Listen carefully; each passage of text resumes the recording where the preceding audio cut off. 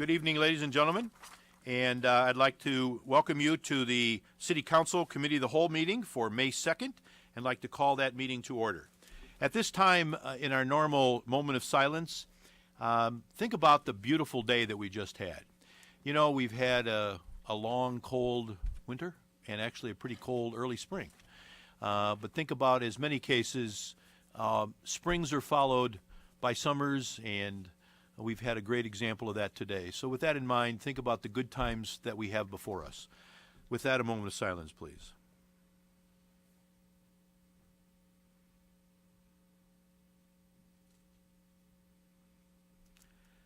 Thank you very much. Alderman Ambrose, would you lead us in a Pledge of Allegiance?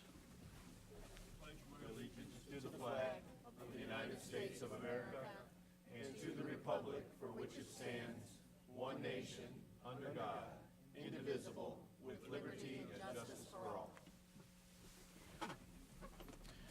Thank you, Alderman Ambrose. With that, will Jackie, would you please call the roll?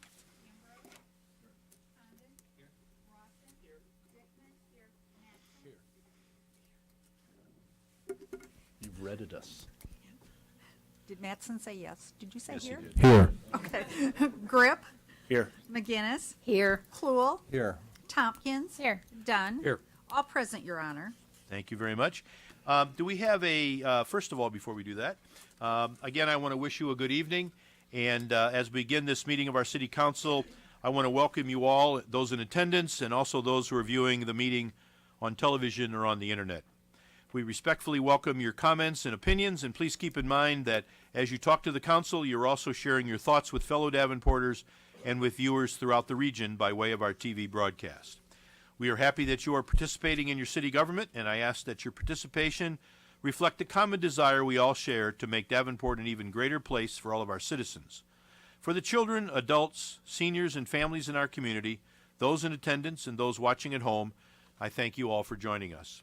At this time, we ask that you turn off or silence your cell phones and other electronic handheld devices, as they can be disruptive and interfere with the audio system here in the chamber. If you wish to address the Council on a specific item that appears on one of the committee agendas, you are encouraged to do so during the standing committee.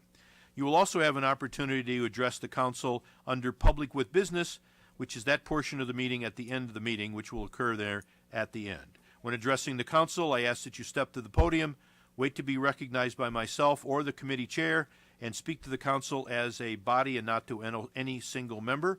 We'll ask that you identify yourself and your address when you do come up to speak to our Council or the committee chairs. You're asked to limit your remarks to no more than 5 minutes, and I know that you all will, but I ask that everyone observe the commonly accepted rules of courtesy, decorum, dignity, and good taste. So with that, thank you again for being here. Is there a city administrator update this evening? Nothing this evening, Your Honor. Thank you very much. This evening we have two public hearings. First it's in Public Works, and I'm going to ask Alderman Ambrose to lead in that public hearing. Thank you, Your Honor. I open a public hearing on the intersection improvement project at Northwest Boulevard in Hillendale Road, 83rd Street. Anybody from the public wishing to address this? Hearing and seeing no one, Your Honor, I move to close this public hearing. All in favor? Opposed? The second public hearing is on the plans, specifications, form of contract, and estimated cost for the FY19 sanitary sewer lateral repair program. Anybody from the public? Hearing and seeing no one, Your Honor, I move to close this public hearing. Second. Opposed? All in favor? Aye. Thanks. Thank you, Alderman Ambrose. We have several items under our presentations for tonight. First of all, we have, and it's one of the best and fun things I get to do, is swear in two new officers for our outstanding accredited police department. So if we'd ask the chief to come on up, and we'll do that swearing in. Good evening. Paul Sikorsky, your police chief. And this evening, it's my privilege to present to council and the community two of our brand new police officers.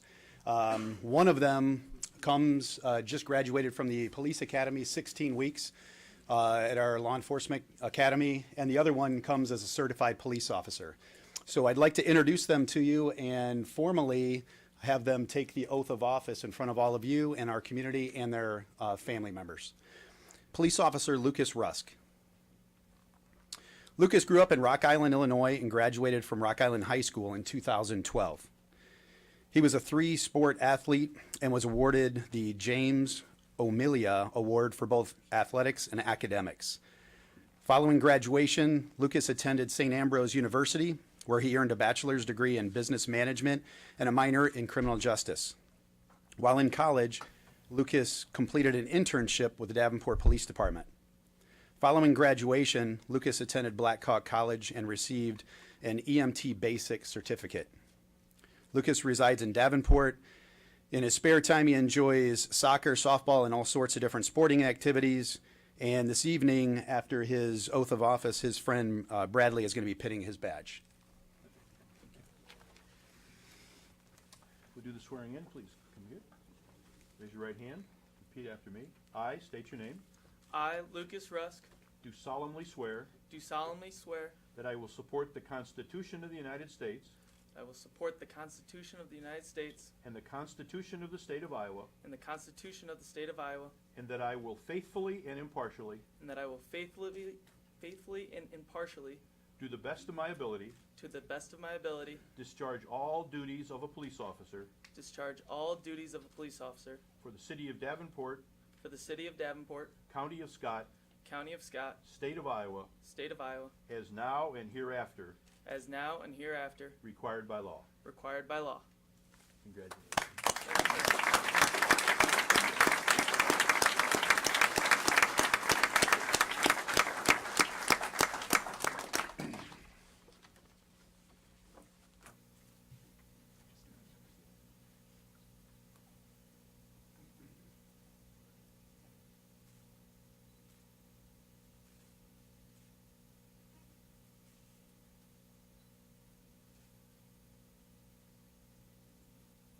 One looks like a movie camera, should be moving around or something.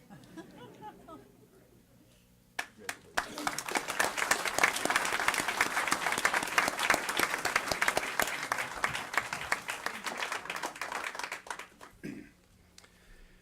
Police Officer Dustin Moody. Dustin is originally from Bettendorf, Iowa. He relocated to Janesville, Iowa in 2002. Following high school, Dustin attended Hawkeye Community College in Waterloo. He earned an associate's degree in police science.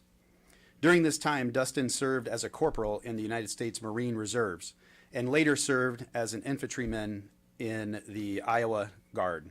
Following graduation, Dustin attended Upper Iowa University and earned a bachelor's degree in criminal justice in 2015. Later that year, Dustin was hired and certified through the Evansdale Police Department as a part-time officer, as well as a full-time officer in his hometown of Janesville. Dustin worked at both departments for 2 years before being hired by our city. Pinning Dustin's badge will be his girlfriend, Tara. Repeat after me. Raise your right hand. I state your name. I, Dustin Moody, Do solemnly swear do solemnly swear that I will support the Constitution that I will support the Constitution of the United States of the United States and the Constitution of the State of Iowa, and the Constitution of the State of Iowa, and that I will faithfully and impartially, and that I will faithfully and impartially, to the best of my ability, to the best of my ability, discharge all the duties discharge all the duties of a police officer of the City of Davenport, of a police officer of the City of Davenport, County of Scott, County of Scott, State of Iowa, State of Iowa, as now and hereafter required by law. as now and hereafter required by law. Congratulations. Sir.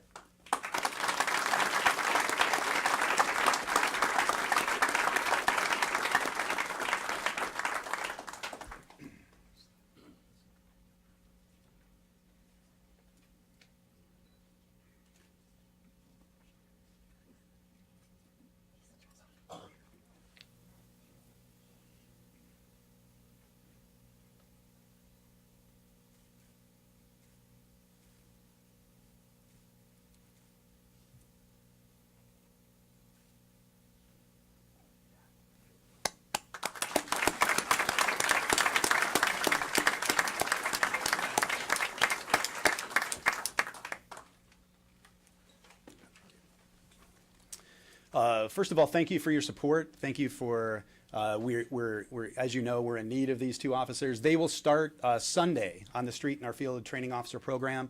Initially, both will be assigned to the afternoon shift. And hopefully, this is a big step in their career. Our goal in hiring these new officers is to have them succeed here for 20 or 30 years, and that's what we look forward to. So thank you, Council. Thank you, Chief.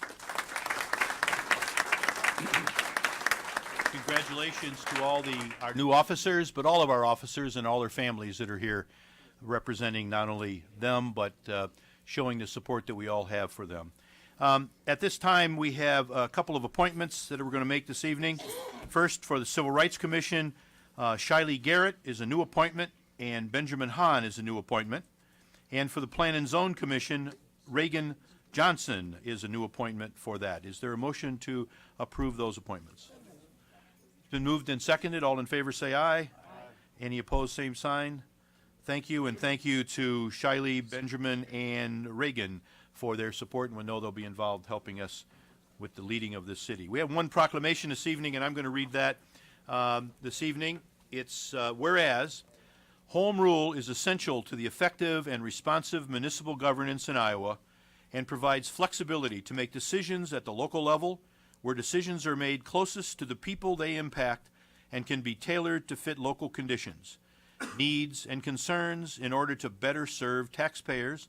And whereas the City of Davenport supports home rule and the powers it provides to make local decisions on that best reflect the residents of our community, and whereas the citizens of Iowa approved the adoption of home rule in the Constitution of Iowa on November 1968, and whereas this is the 50th year of municipal home rule in Iowa, and whereas home rule continues to be vital to the health and prosperity of all cities in Iowa, now therefore we, Mayor Frank Klipsch, and the Davenport City Council do hereby proclaim the month of April 2018 as Home Rule Month in the City of Davenport and recognize its 50th anniversary of municipal home rule in Iowa, and I encourage all citizens to proudly support and continued authority, dated this second day of May 2018.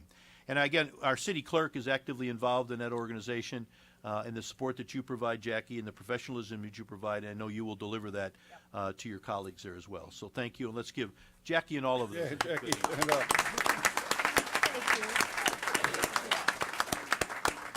Thank you. We have any petitions and communications from your council members this evening. Is there any communications this evening? Yes. Alderman Dickman. Thank you, Your Honor. I had heard from a community member that there was a gap left when one of our nonprofits unfortunately folded, and so I reached out to our Parks and Library Department, and they were already on top of it. So I want to definitely thank them for always having the city's best interest at heart, and also the school district and some of our community partners. I want to read quickly what the synopsis of what they're doing with the displaced programs. There will be full-day programming that will be offered to students who formerly participated in the United Neighbors summer programs at no cost to the families. The City of Davenport Parks and Rec Department and the school's Stepping Stones, Adventure Camps, Boys and Girls Club, and the YMCA have reserved slots for the displaced students in their full-day summer programs. The students will participate in hands-on enrichment activities with STEM theme taught by certified teachers, free breakfast and lunch, field trips, reading enrichment activities provided by the Davenport Public Library, and much more. The John Deere Foundation has come to the table with a $15,000 grant to assist with additional students participating in the programs, so there's no charge to the families. And identified United Neighbors students will receive special invitations and outreach to participate in the program. So I just wanted to put that out there that I'm really glad to live in a community where we care so much about those who need a little extra hand up. And I wanted to really thank our Parks and Library Department for being part of that community initiative. Thank you. Thank you, Alderman Dickman. Yeah, nice round of applause. That's great. Alderman McGinnis. Thank you, Your Honor. Just wanted to remind everybody that the next Third Ward meeting will be Thursday, May 10th at 6:30 p.m. Community Room of the Davenport Police Department. We're going to be talking about urban revitalization, and that's something that has been much on the minds of the council and staff, been part of our planning process, and so I'm inviting Third Ward folks to come and talk about what they'd like to see. This is the very beginning stages of this very exciting initiative, and so it's a great time to be weighing in, and so I invite you all on Third Ward to come and be with us. And again, that's Thursday, May 10th at 6:30 p.m., the community room of the Davenport Police Department. Thank you. Thank you, Alderman McGinnis. Alderman Rawson. Thank you, Your Honor. Two meeting announcements. First off, next Tuesday, May 8th at 6 p.m., I will be having a ward meeting at Madison Elementary. It is a fifth ward meeting, but everyone is invited to attend. I usually get a handful of people from elsewhere across the city. We'll have a guest speaker, Scott Tunnicliffe. He's the director of the Hilltop Campus Village, and he'll be talking about economic development initiatives on the Hilltop. So if you have an interest in that or talking with Scott and asking him some questions, please come down. Again, 6 o'clock next Tuesday, May 8th.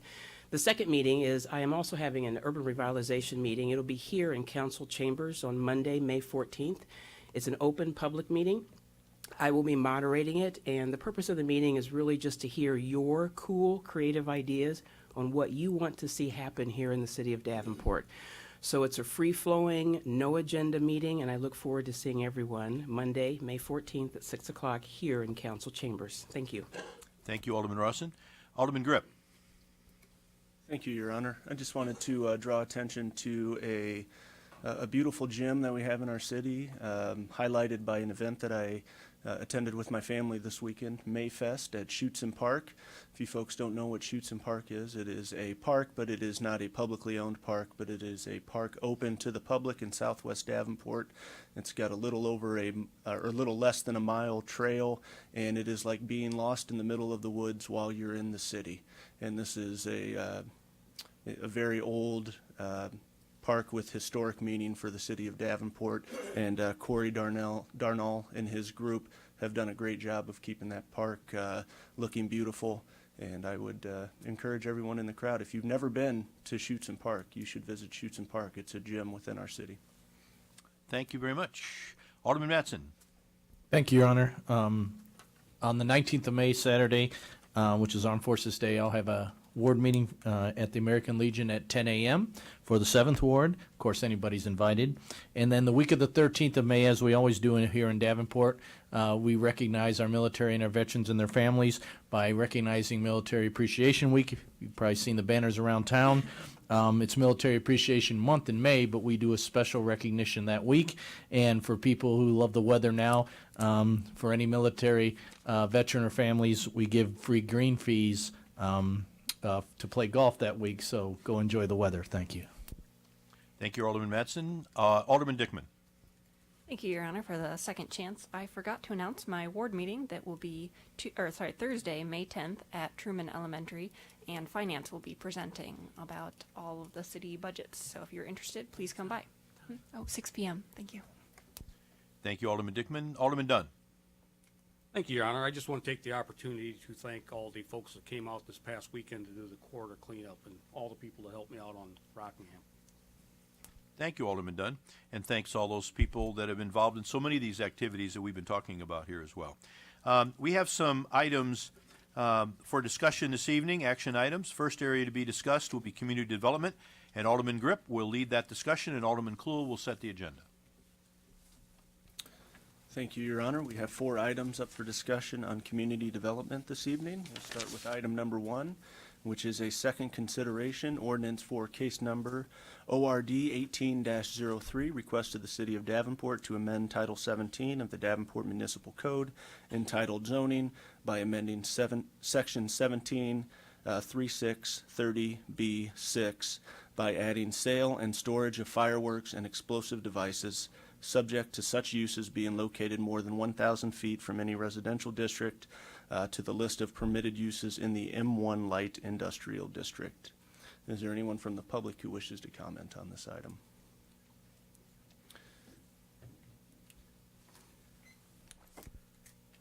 Good evening, Mayor and Council. My name is Michael Malloy. I'm a Quad City attorney who represents John Norris, who has a fireworks business.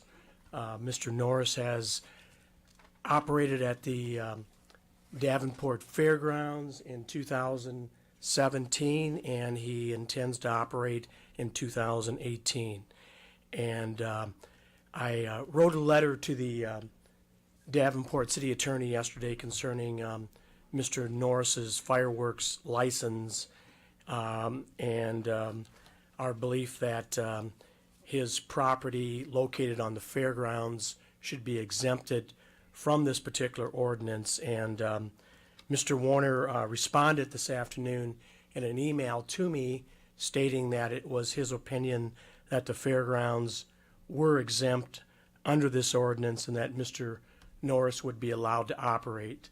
And if the city attorney would just confirm that, we could have that for the record. Regarding Mr. Norris, we would appreciate that. I don't have any problem doing that, Your Honor. Iowa code actually gives a bit of a privileged status to the fairgrounds under this ordinance. Is there anyone else from the public who wishes to comment on this item? Anyone from council? Alderwoman Tompkins. Thank you. I just have a question. Can other people, if the fairgrounds are, can there be other people go there as well besides Mr. Norris, to clarify? We would hope that the fairgrounds manager and the board would be responsible under that, give due consideration to the issues with that. And hopefully they have an exclusive arrangement with Mr. Norris. I don't know that they do, but state law allows them to have greater privilege. Okay, thank you. And also, are there any other locations throughout the city that could be exempt according to the state code? Well, the exemption that I'm talking about applies just to the fairgrounds. There is another location, I believe the Menards already has a license through the fire marshal's office for the Menards up by on North Brady by the interstate. So they would be grandfathered because of that license. Thank you. Just wanted to provide some clarity. Tom, could you elaborate on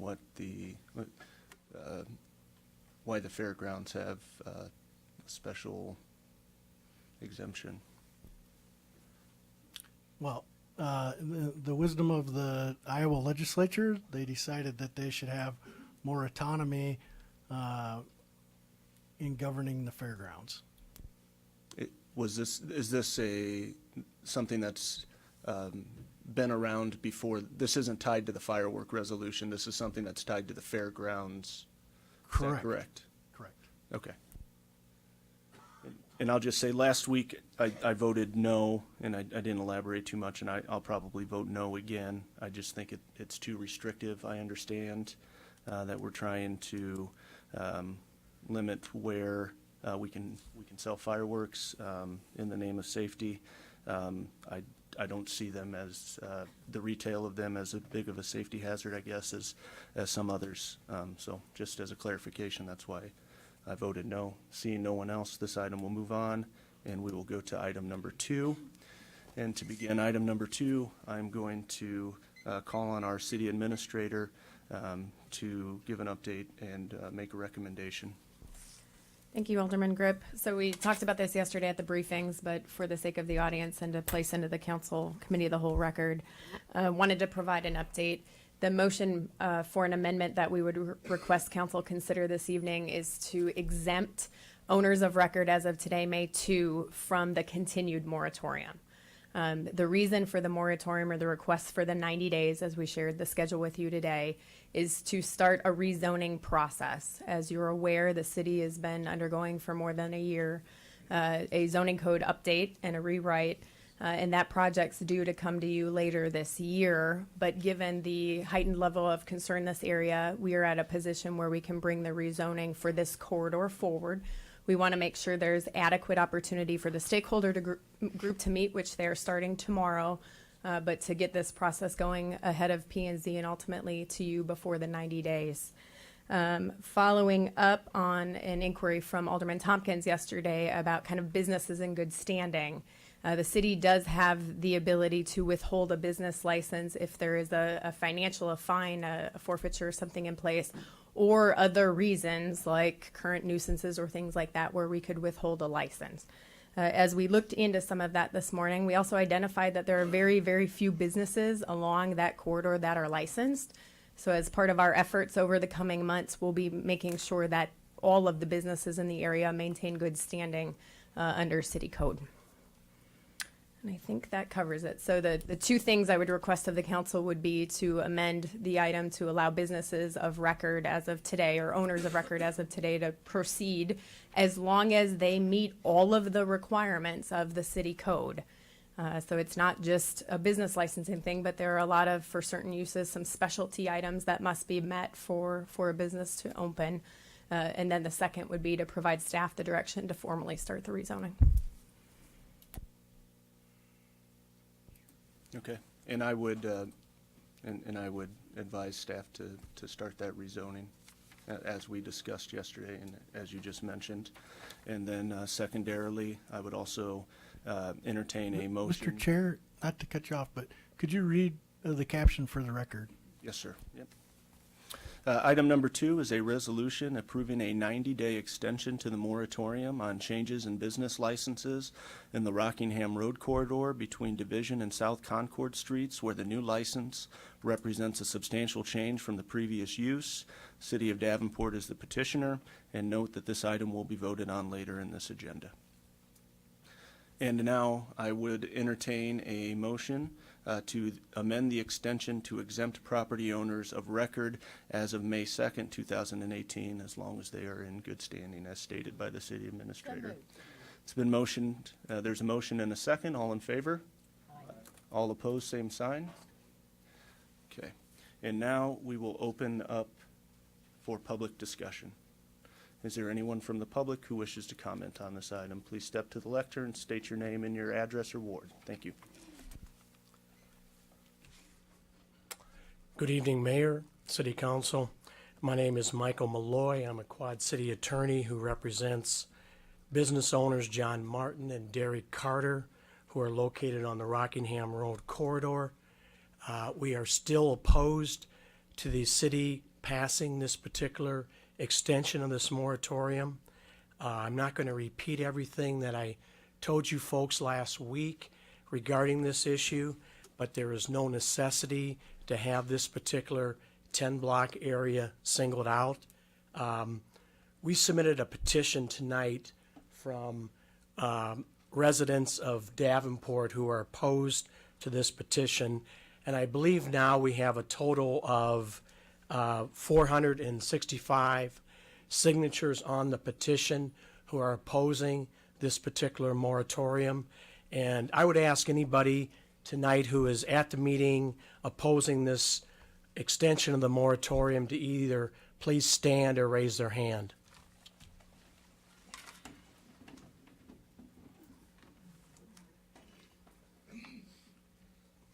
As you can see, there's still significant opposition to this by the number of people who have come to the meeting. We had more people here last week, if you recall, who were opposing this moratorium. There's no compelling reason for the city of Davenport to extend this moratorium. This is a restriction on business licensing in the city. The city ought to be promoting business licensing, particularly in the Rockingham Road area, instead of trying to restrict the business licensing in this area. This hurts small businesses in Davenport. This isn't the kind of signal that you want to send to the city of Davenport residents regarding business licenses. Staff has had almost 6 months to develop this zoning overlay district, and just because they haven't done their job, as Alderman Ambrose pointed out at the last meeting, is not a reason to extend a moratorium for additional 90 days.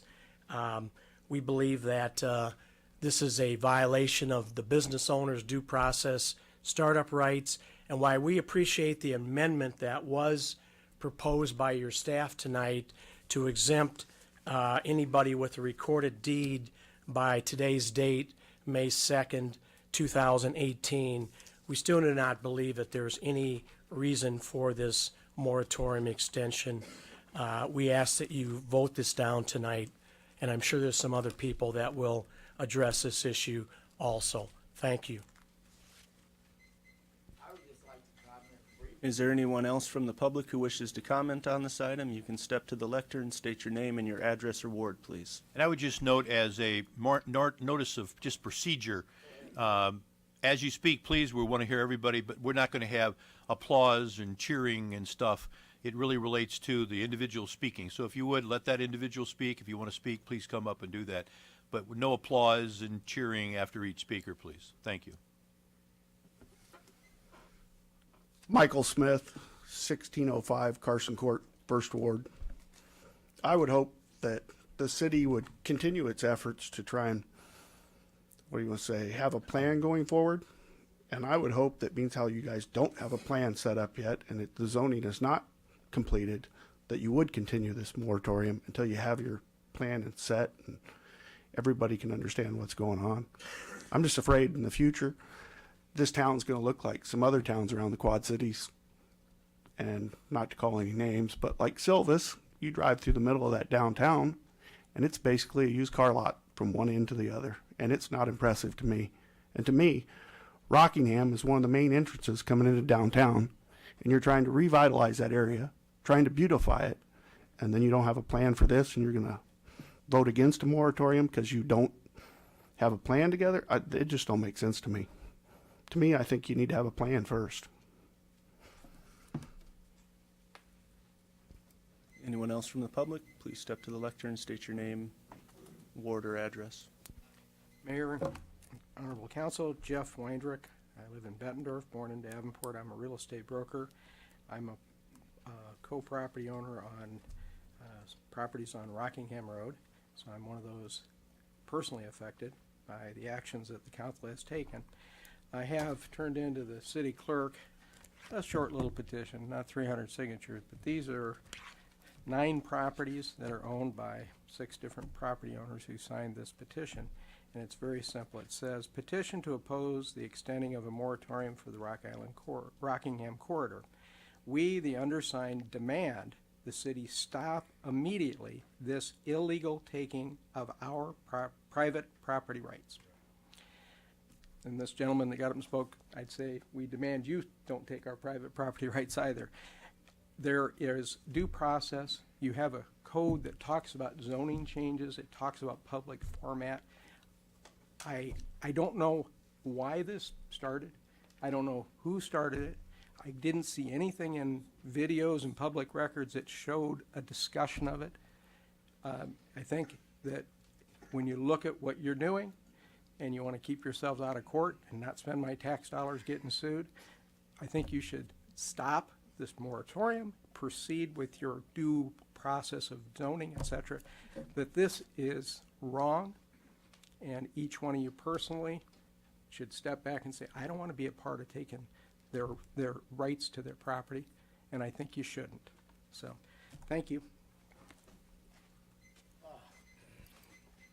State your name, address, or ward, please. Thank you. Yeah, my name is Johnny Price. I will be living at 808 8th Street, 3rd Ward, I believe that's in. Well, a moratorium on, I heard fireworks. Well, I would just suggest if you'll give liquor licenses and whatnot to any willy-nilly person in town, because it seems like downtown and other parts of the city, it's just geared to get drunk and raise hell. Well, what more fun can you have than to raise hell with fireworks? Now, I say that in Sir. Okay, all right. Sir, what this point. item I would just say, Let him finish his discussion, please. Sir, if we are discussing a resolution for a moratorium on business licenses on Rockingham, and we ask Okay, that I you used to keep live your. on Minnie Avenue. Okay, please keep your comments to business license on Rockingham and the all right, sir. moratorium. Thank you. Grip, Mr. Grip, Alderman. I would suggest if you're going to moratorium on whatever license, I'm sure it has nothing to do with money or taxation. Or I would suggest let them sell what they want as long as they don't sell fireworks to drunk people. And with that, I'm done. John Martin, 2550 Rockingham Road. Bolt Motors. As you guys are all aware, I'm definitely against this moratorium idea. I still have not yet understand or can't figure out why or where this moratorium came from. We've asked this question multiple times and nobody's given us the answer. I don't think I could directly ask any individuals that question, but if someone could definitely pose the question where this came from, that'd be greatly appreciated because it seems to keep getting avoided or ducked. I'd like to know whose idea this moratorium was to begin with, where it came up in discussion, how it came up in discussion, and who were all involved. Because right now, this just it doesn't make any sense whatsoever to me. You got a 10-block basically area for a moratorium, but you're trying to rezone roughly a 30-block area. Why not have a moratorium on 30 blocks? Why stop it at 10? I think this is a direct form of discrimination against myself as well as Derek Carter. And I'm sure there's people here that know what I'm talking about and where I'm going with this. We need to look into why this moratorium was brought up, period. Whose bright idea it was, because everything you guys are trying to do, you can do without a moratorium. Everything. Stopping, ceasing businesses from growing, everything you guys are trying to do, you could do without a moratorium. I don't understand it. What's the point of this moratorium? To cease business, to stop business, so you guys can take a step back and look at everything.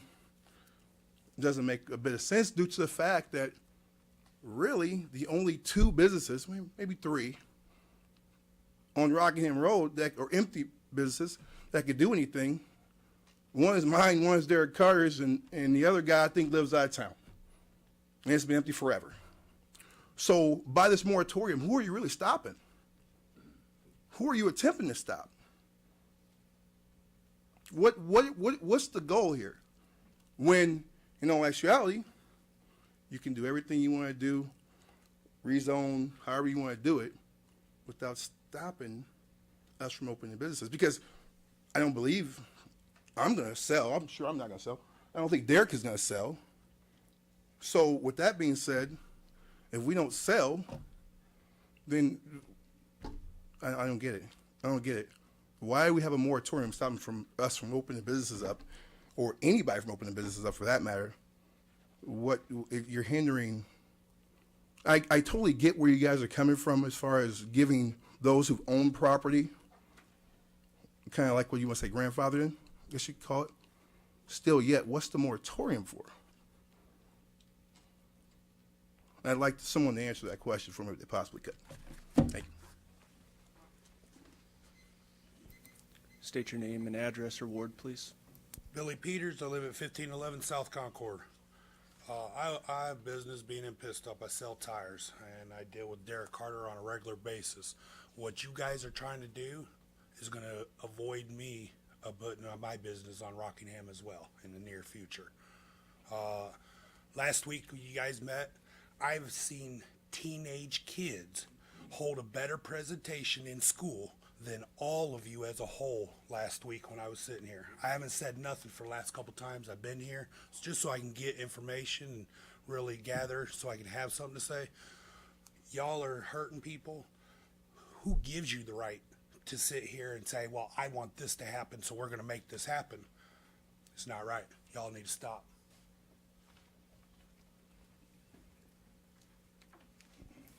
Name and ward or address, please. Derek Carter, multiple addresses, 2637 Rockingham Road, and a few others. I'm not going to beat a dead horse. I'm not going to get into the things that Mike and Billy and John really got into. I haven't taken any time, in the past to sit in any council meetings or listen to what it is that you guys have to say. What I do want to say is that I appreciate every one of your guys' opinions individually. I've gotten to know some of you guys over some of the other council meetings and some of the last weeks, and I feel that you guys have taken this issue very seriously. I had opinions about some of you before that. After getting to know some of you and speaking with some of you, that I appreciate the effort and the things it is that you guys are trying to do and the stances that you guys are taking. I was in last night when you guys were at the round table meeting and you guys talked and came together to come up with a fair solution for everybody. The moratorium does affect a lot of people, and even though your guys' solution does help some of us who have been, hanging on the edge for quite some time. It's a win for some of us, but it is not a win for everybody. And I speak for those other people who do want to move to the West End. There really isn't a reason for the moratorium, because the city and the staff and you guys still can move forward with a plan and choose what it is that you guys are going to do without waiting to, decide what that is. You guys have held up a lot of, quite a handful of businesses and a lot of time. And I do know that you guys came up with a solution that the majority of you guys are probably going to vote on tonight. And I just want to say that I appreciate the effort and the time that each one of you individually have put in. Really, that's all. And I just want to thank you guys. Thank you. Please state your name and address or ward. Mike Duth, 2644 Davie Street. I've been a resident of Davenport now for 10 years. Prior to that, I was a resident of Rock Island for 22. I sat here last week and listened to a lot of you speak about what you'd like to see done to Rockingham Road. I like some of the ideas, I really do. But let's be honest, it's a commercialized area.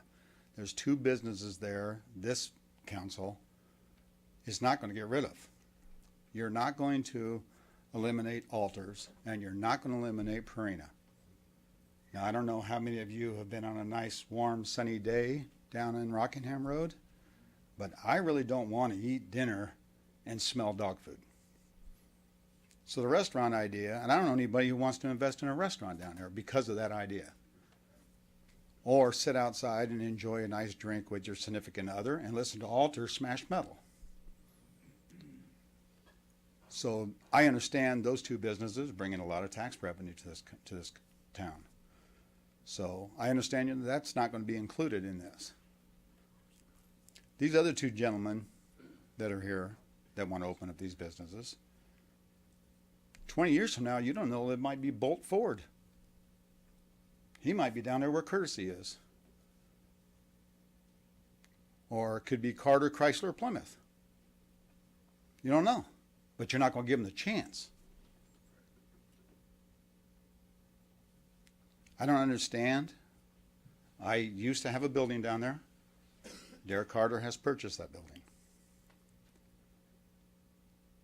In the past 2 months, that building has gone through over $120,000 worth of damage by people breaking into it.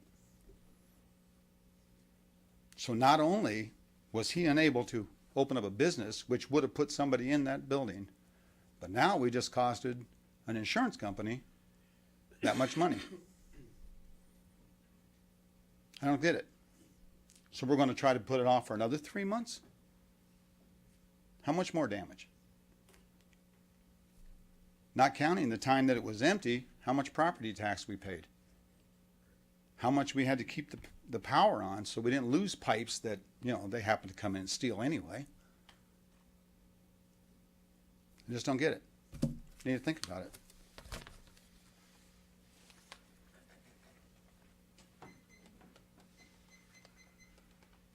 State your name and address or ward, please. I am Rod Connor, I live in Boise Avenue, the first ward, 3230. I've been a Davenport resident pretty much all my life. You know, Rockingham has changed a lot from when I was a kid. I don't find fault with anybody wanting to improve the place. I do find fault with business that don't. Have a moratorium, can do that and make up people come in. We'll clean up that Rockingham area. Good. Gentleman's right. People don't build restaurants down there. Road was bad. You guys have taken care of that. People are, you know, people got to eat. They'll eat at restaurants if we provide things and provide places for them to be. If we make businesses clean up their buildings and clean up their sidewalks, people talk like nobody else is making anybody else do anything. If I don't keep my yard clean, city comes by and say, hey, you do it or we'll do it. And if I don't shovel my sidewalks or cut my grass, you guys make us take care of it. I don't know if a moratorium is the ideal. I don't know what, but I do think people need to take a look at what's going on. And it's not these guys that's running the car lots. This has happened. It's happened before you guys ever got here. It's happened when all the businesses left down there. I'm glad to see somebody wants to come in, but I'd like to see diversity. I'd like to see the city start promoting the West End more than it has in the past. I like, you know, it's nobody's fault. It just happened. If we're going to pin somebody's name on a target and start throwing rocks at it, we'd have to go back, and most of them are gone, dead, you know? But in the future, I want somebody to look at our part of town. It sounds like you guys are, and I want my kids,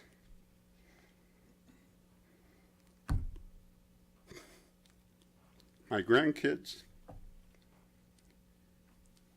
to want to be here. I want to be in that end of town. We got more churches, probably in a 2 mile square than any other place in town. You know, it's a good place to raise your kids. But we need more than one store down there. We need more than we need restaurants. We need other things. And by no means do I find fault with these guys putting their lots in, but I do think we need to start looking at this and start doing things for the people. And, you know, why should we have to drive to Bettendorf or Northwest Davenport or Northeast Davenport to eat or buy something? We got one hardware store in the West End. Anything we buy, we either have to drive 10 miles. I go to Muscatine, it's quicker. I think the county and I think the city should start thinking about rezoning some land and start putting some other business district in the West End. I'm getting a little bit off subject, I'm sorry. But do what you got to do. But guys, worry about the kids.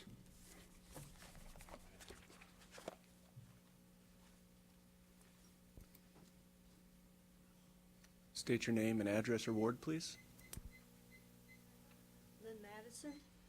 Lynn Madison, Ward 1, 3173 Marion Street. I just want to say I don't have a lot of knowledge about the whole moratorium. What I'm here to say is that a few years ago I bought my first house, and I bought it down the west end of Davenport. And I bought it because I heard about the west end of Davenport, that was where there was good blue-collar workers down there, and those people grew up down there. So I went there on purpose. I wanted to be down that neighborhood. And I've heard a lot of things from community and people down there. Don't know a lot of people, but I've heard about the city, and I heard about our alderman down there, that he's a good man and he's trying to do good things down there. So I just want to say I'm not opposed to any business that wants to do something good down there and clean it up, but I would really like to see that into town, have some nice little restaurants or shops down there, and I think it's wonderful that this city council is trying to do that. I believe in the city of Davenport. I have seen what the city of Davenport has done since I've lived here. I grew up in Moline, but I love the city of Davenport. And I just want to say, I appreciate anything that you're trying to do that's for the good of the city and especially the West End, because it needs it. It needs it. It's suffering down there. So thank you. Please state your name and address or ward.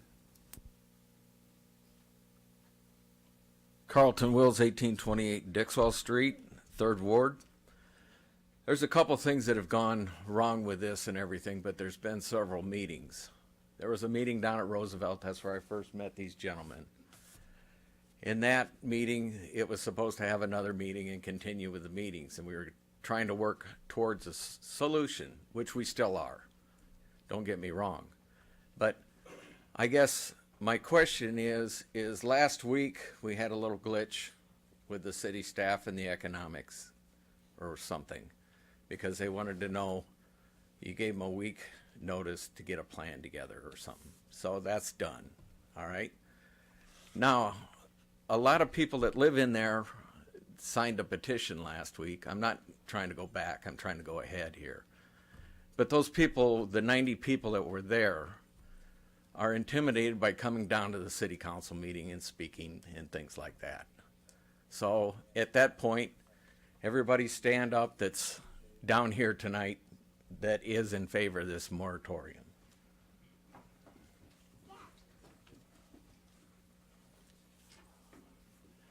Okay, these people have come down here tonight for the people that signed that because they had a feeling that it wasn't going to get together. So with that being said, there's other questions here. Are these businesses that are against this, are they right now in business? That'd be a yes. I'm asking the chair. Are they in business? We try not to dialogue back and forth. I believe both of these gentlemen are in business on different properties. And they have licenses then? I do not know that answer. Okay, so I think we're moving in the right direction. Let's try to work with this. Let's make this a nice city again. All right? Thank you.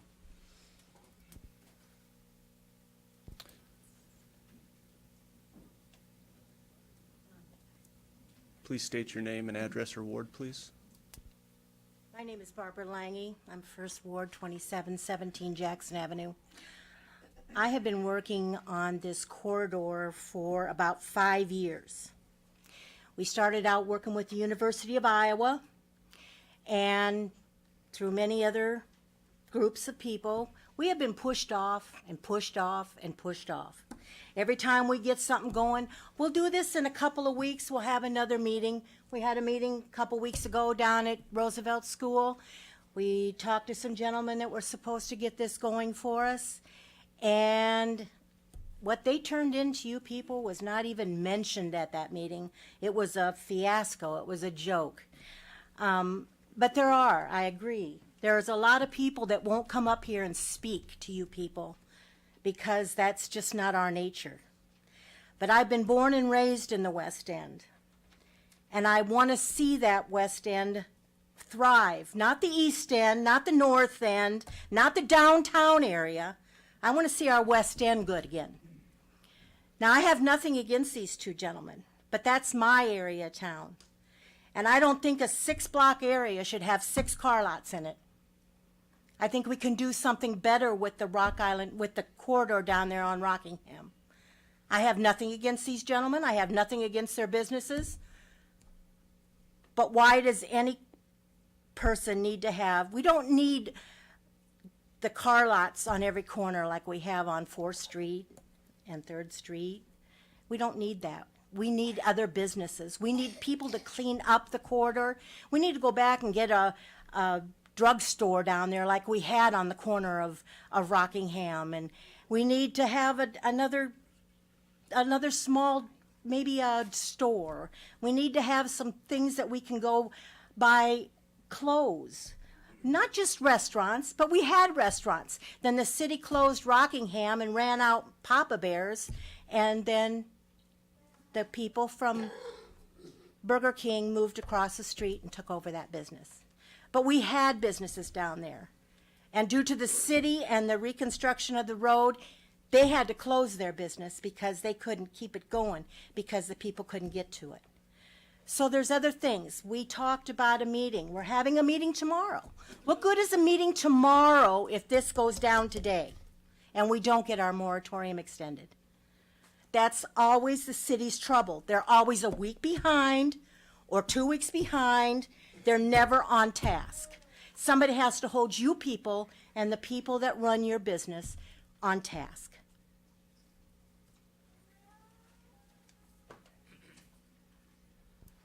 Is there anyone else from the public who wishes to comment on this item? Seeing no one else, I will open it up for discussion. Alderman Ambrose. Oh, sir, please step to the lectern, state your name, address, or ward. Don Cummins, I live in Bettendorf, Iowa. I have an interest in a 2603 Rock. Don Cummins, 2380 Tech Drive, Bettendorf, but I have a vested interest in a 501c3 nonprofit organization across from Mr. Bolt's business. I've watched that business. That business that he's got going there is beautiful. I can't really advertise what our issues are. We're working on getting our things together. I don't know a whole lot about the 501c3. I'm the president of the club. I'm learning, and I'm going to do my best to make sure that we can make improvements on ours, our property there on Rockingham Road. And I hope we can. I'm not a great orator, okay? But basically I'm here in support for Mr. Bolt, Mr. Carter. That's all I'm going to say. Thank you. Thank you, sir. And we don't need great orators. We just need folks who want to participate, and we certainly appreciate your participation. Is there anyone else from the public who wishes to comment on this item?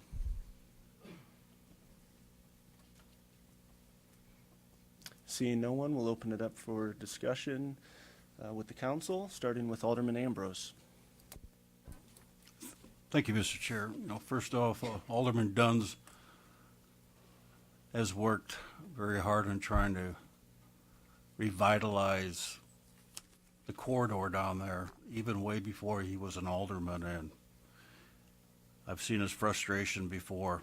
And on the upside, thanks to our administration, we're going to fast track this zoning, and if we do it right, we probably don't need a moratorium, but we need to get things done, get things moving forward. I think the lady made her point was correct that a lot of it falls in the hands of the city councils of the past. So restrictive and business licenses, a lot of the concern is historically, and I know some of the aldermen have been around for a while, is we can control all sorts of businesses licenses, but there's one business license we can't control, and that's liquor licenses. And we've had many difficult situations in the past, and the state of Iowa controls liquor licenses, whereas the city council, all we ask is people to obey the law, follow the ordinances, be a good neighbor, and there should never be an issue. But unfortunately, we have people that are landlords and business owners that don't do a very good job, and it frustrates, it drives neighborhoods, it drives neighbors out of neighborhoods, great neighborhoods that are in the West End. And I see it every day. But on the upside, like I said, we're going to do a zoning process. We're working on the streets where every day the city of Davenport tries to get better. It tries to embrace our neighborhoods. Rockingham has been a long time coming, but I've been around for a while, and it's probably been 10 years where the first rehabilitation of Rockingham started, but you know, when you start rehabbing streets, it has a negative impact on the businesses. So we're moving forward. You know, sometime in July, hopefully early July, the zoning process will be completed. And if you're a businessman, you know, the city council, and the mayor, if you follow the law, obey our ordinances, and are a good neighbor, we should embrace you, and we should never diminish businesses like car dealerships, because we have great dealerships, and they have a huge impact to our community. We have great restaurants, great grocery stores that sell liquor that are very important to neighborhoods.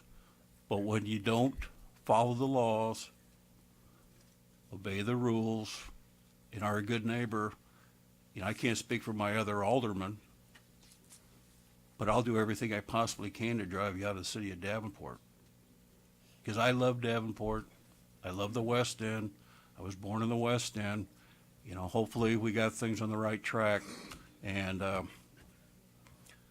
as far as meetings go, I think our administration will reassure the neighbors that when we have meetings from this point forward, they're going to be very productive. Thanks. Alderman Mattson. Thank you. So as Alderman Ambrose said, and some of us have been on the Davenport City Council for quite a long time.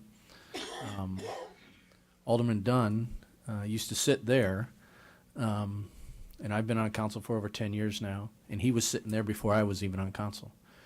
I've seen a lot of people talk about the West End, and I've seen a lot of people, or heard a lot of people discuss and bring up issues. But there's not a better advocate, in my opinion, for getting stuff done. There have been Rockingham Road was on our council CIP list years ago and was taken off. And thanks to the efforts of Alderman Dunn, it got back on.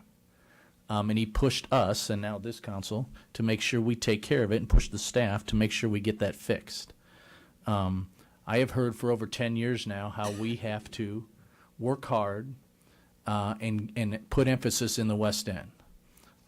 Sometimes there have been people who have come and said, please help us, but there hasn't been a lot of time and or effort, quite frankly, done by some of the councils that I've sat on previous to this one that took that serious. I think now we have that.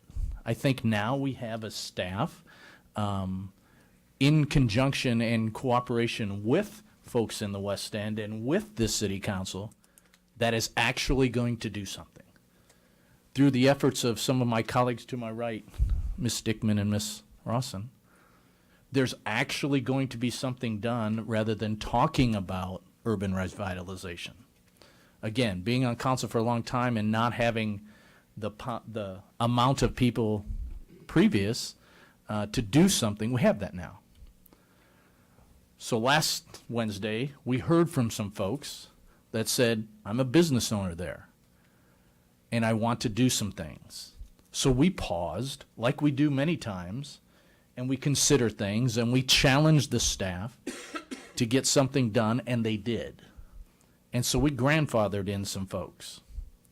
I know sometimes we do things doesn't make 100% of the people happy, but we also have to remember the years and years, I'll quite frankly say decades of time where people have come to us and said, please help the West End, please do something. Fix the road, create an environment where business can grow, create an environment where people will live, create an environment where development will prosper, unlike out in Elmore where we do that at the moment's notice, and I'm not saying that's bad. So now we have the wherewithal to do that. I don't know that the moratorium is a 100% great idea, but it does help us continue and plan to get something done. And what I don't want to happen is take away the momentum, the potential momentum that we have to actually do something. And that's what we're going to do. Sometimes we say we're going to do stuff, and it takes us a while. Well, believe me, it's taken us a while. But now we can do something. And now we can take that area and put some things in there and put a plan in that the gentleman talked about that. I agree. We've had a lot of talk for years. Now we're actually going to put a plan. So we fixed Rockingham through the efforts of Alderman Dunn and a lot of folks down there. And I grew up over by West High School when I was a kid. And my mother, who is 87 years old right now, grew up down in the West End. So, and my aunt, who's 97 years old right now, probably older than most people down there, grew up down there and still talks about that. So they're going, dang gum, you're finally doing something? And that's a lot of history there. So I'd ask for you to, I understand there's some concern. If there was a business that was jumping in to go in there right now, I'd love to hear that, and maybe we help you do that. But, and for the folks that came to us last Wednesday, say, pause, give us a break. We did that. So we try and listen, but we have an effort here, and we have a momentum going, and we have something we can take and make this area better for everyone. So that's why I'll support the moratorium. Thank you. Alderman Condon. Thank you, Alderman Grip. I thought that was really well put, Alderman Mattson. And I just wanted to say I do appreciate the sentiment that you expressed earlier. And I just wanted to say that I appreciate and relate to what you guys do. I see you guys out there working hard and you're building something. And sometimes the city's interests and direction doesn't always immediately align in the here and now with what you're trying to do. And that can be frustrating. But while I've had some doubts about the moratorium that I had to work through, I don't have any doubt in your guys' future success. And I hope you hold on to the sentiment that you expressed today, because if you work with our staff, I think you'll find that they're extremely professional. And if you can get a better understanding of where their goals and interests lie, I think you'll find that they're a great partner to have. Thanks.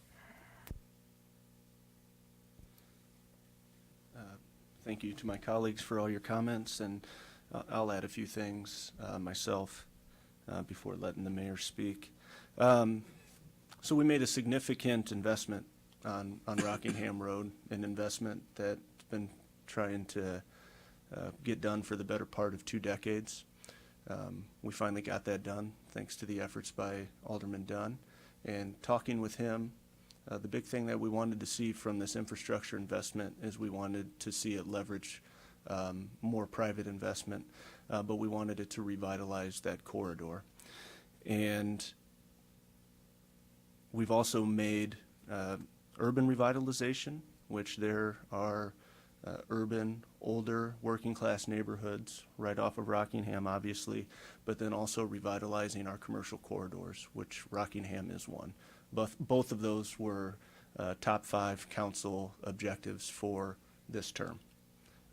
Rockingham listed as one of the corridors we wanted to focus on. And then we also had demand from the residents.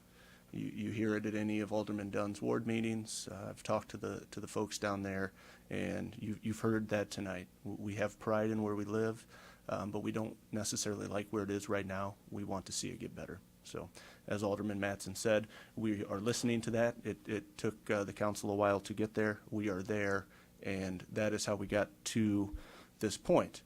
So, about a moratorium is we've got an upcoming either zoning or overlay where you can control what the future of the corridor looks like. If you don't put the moratorium on there, it could change before we pass what we want. And right now, the majority of that corridor is zoned heavy industrial. And from what we heard from the neighbors, heavy industrial is not what they want to see for the future of Rockingham corridor. So we have a future zoning map. We're going through a zoning reprocess of the entire city. They know more or less what that corridor is probably going to look like zoning-wise. We have meetings set up with the neighbors to get feedback on do we want a design overlay, what are the neighbors looking towards, and we have a schedule from our city staff that says this will all be wrapped up by July 25th would be the final vote for the council if everything goes as planned. And the hope is that we use the rezoning, the potential of an overlay. We are getting ready to discuss extending URTE. What does that mean? We are going to try to drive investment in our central city, in our west side, with tax forgiveness for not only businesses who want to invest, but folks who want to invest in living in those places. And that's going to be really exciting. I know Alderman Dunn is going to push, and I'm going to support him for continued infrastructure investment in Southwest Davenport. So it's not going to be a situation where you get one 1 mile stretch of road every 20 years. We're going to do better than that. And then we're also going to make sure we're better at code enforcement so that the folks in Southwest Davenport get the same level of service that anybody else does. So I'll support the moratorium, and more importantly, I'm going to support this corridor going forward, making sure that the people who live in Southwest Davenport get a neighborhood that they're proud of. Mayor, I'll turn it to you. Thank you very much. I'll be very brief. I just want to, again, you know, it is really exciting for us as elected officials to see the passion in the room. You know, people want things to happen along Rockingham. The passion that you spoke, I grew up in the south side of St. Louis, and I felt the same kind of passion, the importance of that. And actually, my wife and I drive down because it looks like home to us. So that's really important. I also wanted to echo the fact is that up until recently, I just moved to the 3rd Ward, but I lived in the 1st Ward. Rick was my alderman, and if you want to see the prototype of what a guy who cares about a community looks like, it's Alderman Dunn. So I want to make sure everyone understands he's doing what he thinks is right for the people who live in the 1st Ward. And sometimes that's not easy. There's people that have different opinions, but I compliment you, and I'm proud to call you not only a colleague but a friend, because that commitment makes a lot of difference in how we try to do business up here. To that end, as has been said by my colleagues very eloquently, this is not the council of 10 years ago or 20 years ago. It's a different group of people that have said that urban revitalization doesn't mean one particular part of town, it means all parts of town. So we're committed to making this happen. It's going to take time, it's going to take money, but we're committed to making it happen. The fact that it's on our top goal list means something, because it's never been on there before, so it means something. But we need to make sure we do it right. Whether it's on North Elmore or if it's on Rockingham Road, we need to make sure what we do is right and is something that we can look back generations from now and said, they stood up and made a decision and stuck with it. So that's all I have, and I turn it back to you, Mr. Chair.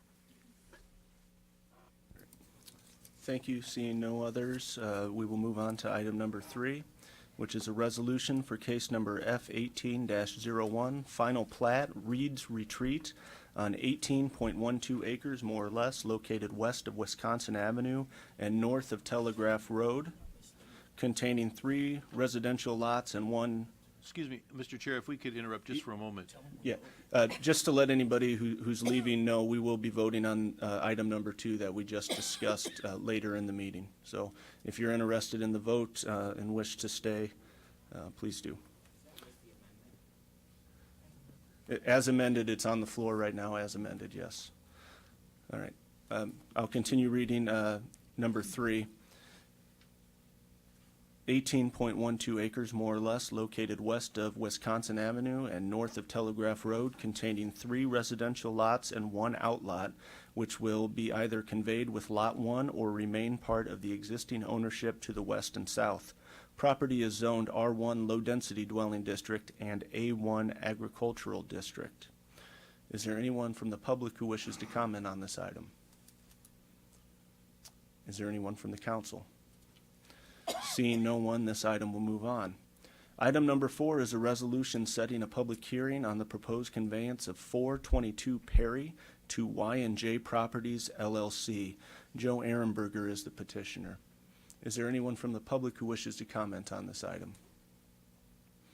Anyone from the council? Seeing no one, this item will move on. I'll ask Alderman Klool to set the agenda.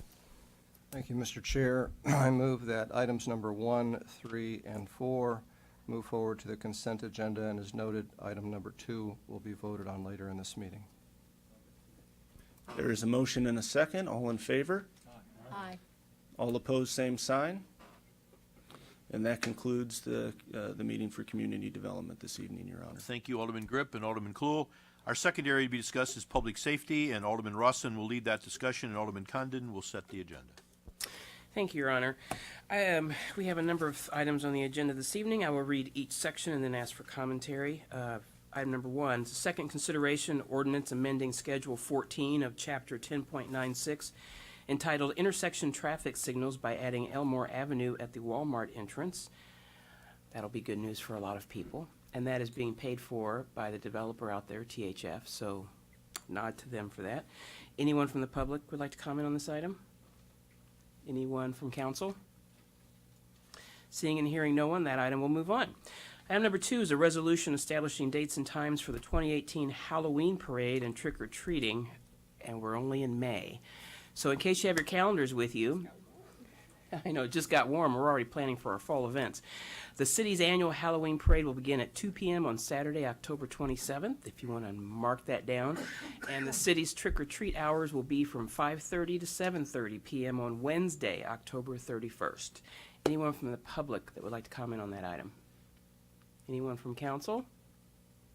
Seeing and hearing no one, that item will move on. Item number 3 is several items. Resolution closing various streets, lanes, or public grounds on the listed dates to hold outdoor events. Baked Beer and Bread Company, Street Fest, June 1st through the 3rd, 2018, 8 a.m. to June 1st, 2018 through June 3rd at 8 a.m. Closure location is 11th Street between Mound and Christie Streets, and Christie Street from 11th Street to the alley north. City of Davenport Youth Fest, July 11th, 2018, 6 a.m. to 3 p.m. Closure location is Wilkes Avenue from 12th Street to Telegraph Road.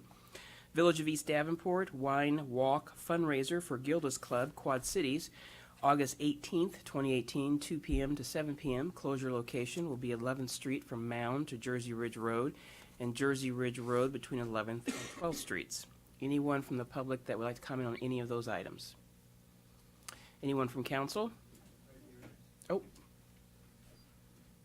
We have someone who wants to comment?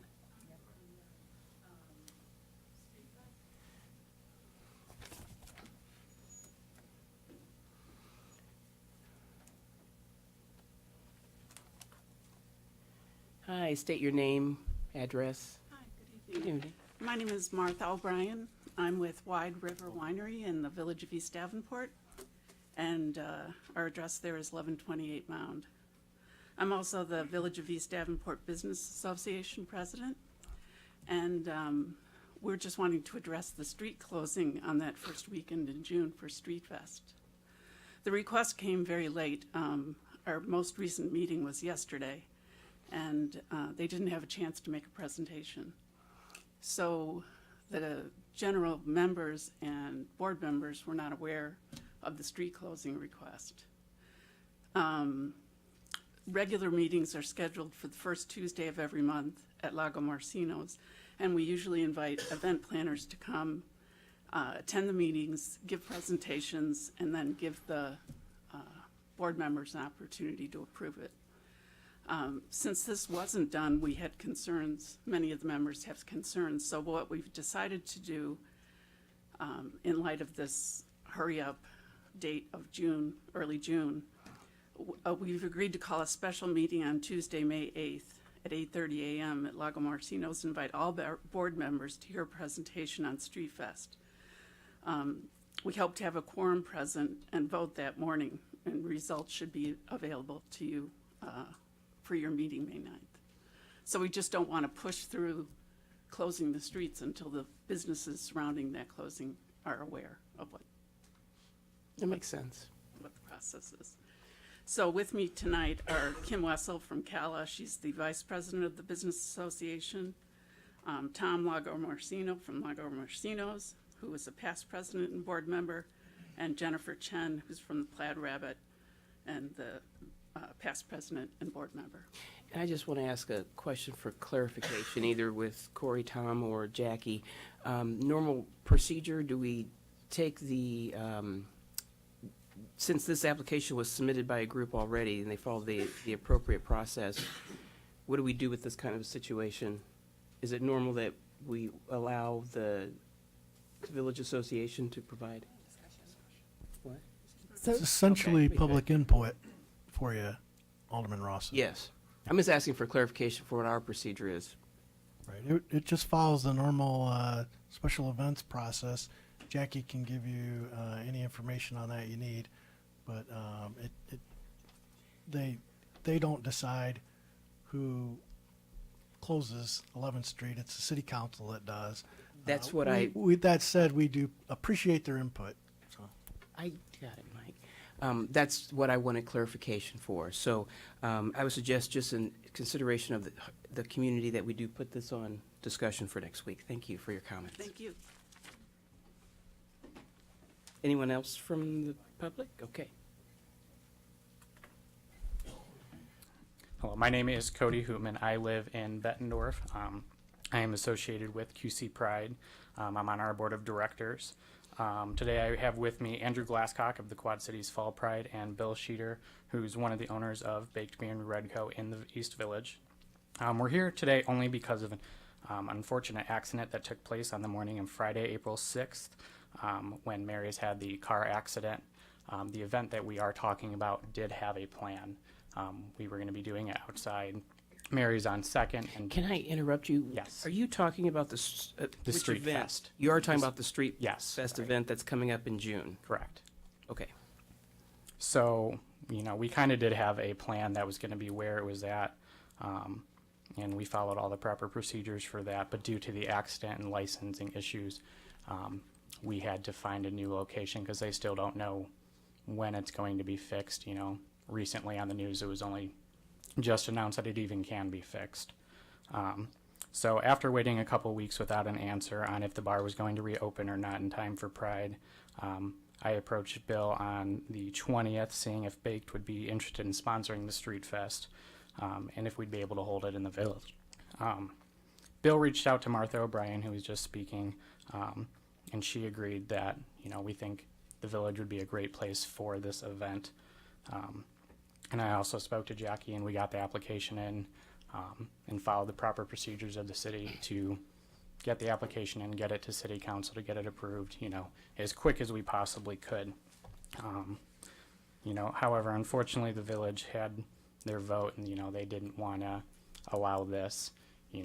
That's not something, unfortunately, I knew we needed to do.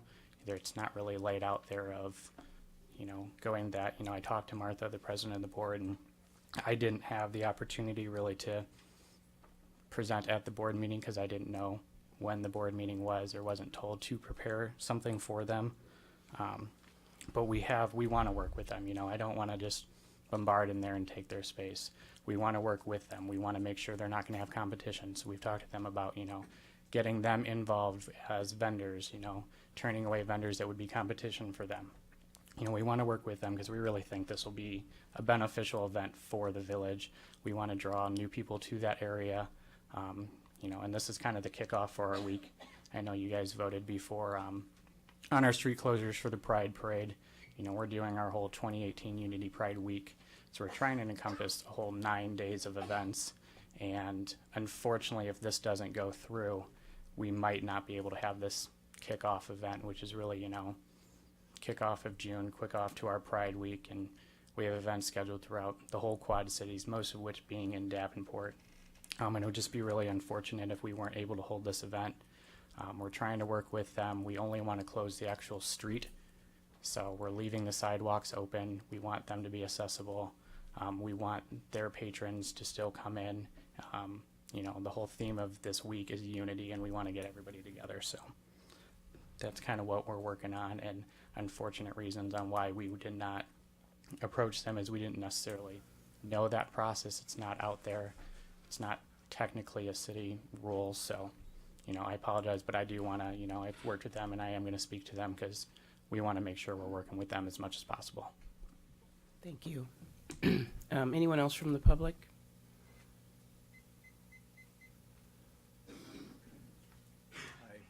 Tom Lagmersino, and I own a business in the village of East Davenport. We've been down there 20 years now and have been an active part of that community and that development. It is nothing against Quad City Pride or anything like that. And we want that to be understood as a past president and as a board member. But we're also a business district. And we have to be sensitive to the needs of those individual businesses within that district. Otherwise, the village of East Davenport said, well, that's a great place for an event. That's a great place for an event. And all of a sudden, we're inundated with many, many events that can adversely affect some of the businesses that are there, some of the retail businesses that rely on that Friday, Saturday traffic. I'm just stating a case. The reason we've put the procedures in place, and they've been there for a long time, are so that we're not so saturated with events that we can't be also a business district too. Otherwise, we just become like the event place. The village is a great backdrop, and I agree with that. It can be a great backdrop, but it also is a business district with many small businesses there. All the businesses, all the events that I list have gone through this process. Some are village-sponsored events, but some are not village-sponsored events. Easter Egg Scramble is a run that is held in the village, but by 10:30 in the morning, the streets are cleared so that the businesses can operate. Village in Bloom is in cooperation with Isabel Bloom and also the village of East Davenport. 11th Street is closed. The Quick Start Criterion, a proposal was presented to the village board for review. We felt that was good for the village of East Davenport as well as Davenport, and we agreed with that. The Wine Walk was another one, closing the streets. Money goes to Gilda's Club as well as to the village of East Davenport. Quad Cities Tree Ride, Riverfront's Art Festival. Our run, Lagomarsino's Coco Bino, used to be held in Moline. I had to prepare a proposal, present it to the board, to a vote, to move that to the village of East Davenport for potential impact on the other businesses.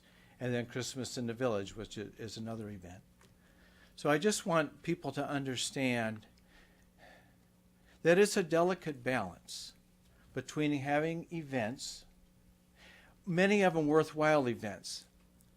But if we open it so everyone can have an event in the village of East Davenport and not be sensitive to the individual businesses that are paying the rent, that are paying the taxes, that are looking for improvements in that particular district, which we are working very, very hard to improve, I think we're going to be moving a step backward because we won't have people filling those individual businesses and those individual properties that now we are seeing take place. Thank you. Anyone else from the public?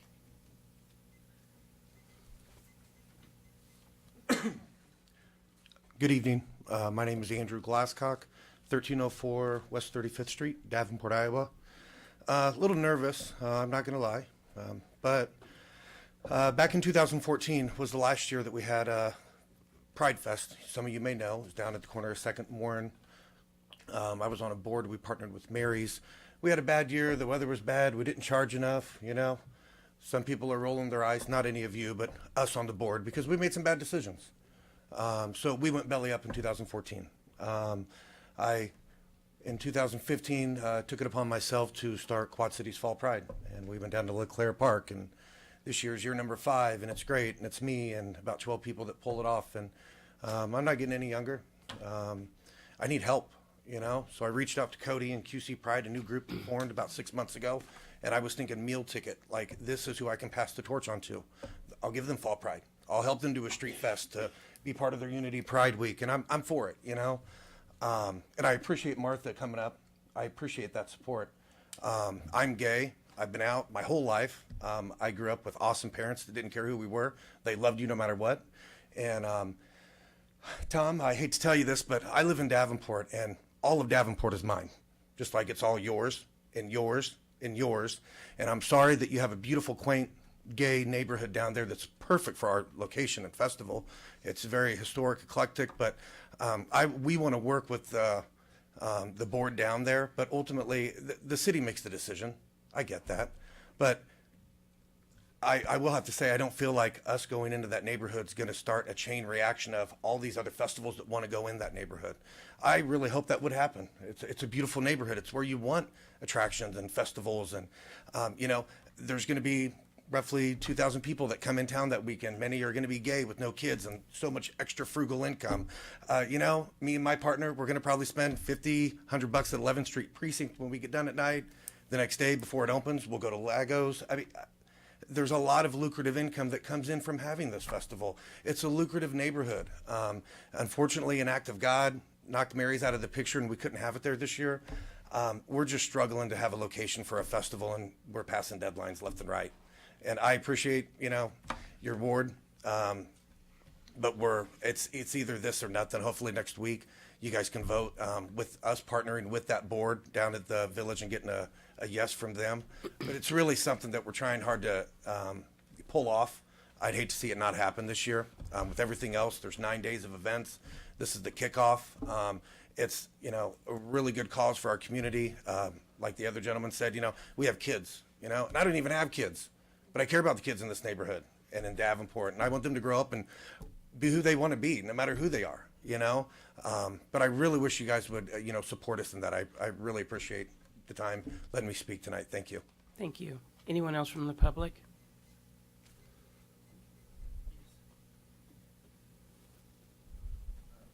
Bill Sheeter, I own Baked Beer and Bread Company. I just wanted to set some clarification with kind of the discussion that's going on. We were approached last minute, as you guys know, with the disaster that happened downtown. And of course, we 100% support the event. We think it's going to be great. I think it's going to be great for the village itself. And that's why we had to follow the application process for the liquor license. And jump right into it. Otherwise, we wouldn't have been on this meeting. But hearing, you know, from Cody and from myself and from Martha and everybody, as a business owner in the village, we definitely want to make, you know, I want to give you the clarification that we definitely have to work with my colleague, you know, Tom, Martha, the other business owners down there to make sure that they're comfortable as well. And I want to give you guys the reassurance that when we come to a vote for this liquor license, that we will have done our due diligence with those business owners. They were gracious enough to give us an extra meeting on Tuesday, which obviously this is not my event, but you know, I wanted to support in every way that I could, and that's why I applied for the liquor license, and I do support it, and I think it's gonna be great for the village. But coming to a vote, you know, on the liquor license and everything, I think that it happened so quick. Obviously, this wasn't an event that we planned on doing in the village. It wasn't even on our agenda. It was supposed to be downtown Davenport. Unfortunately, somebody forgot how to drive and screwed everything up. So I just wanted to give you guys that clarification and let you know that as a business owner in the village, I do respect my colleagues and I respect everything that they do. We all work very well together. We have a great community down there, and we had made a lot of investments, as you guys know, in the last couple years down there to make that place a lot more comfortable. You know, parking is another issue, but we can work on that later. But anyway, as far as the liquor license goes for the event in question, I do support it, but we will have a thorough discussion with all the business owners and the board members of the Village Association to make sure that they're comfortable with everything that we do. And Jackie, we might have some, you know, if we come to you with any kind of adjustments or something to make people more comfortable, that's the plan. So unfortunately, this just happened so quickly that we had to jump on it. But it's a great group, it's a great cause, it's a great fundraiser, and that's kind of what's going on. So Okay, thank that's you. why I applied. Thank you.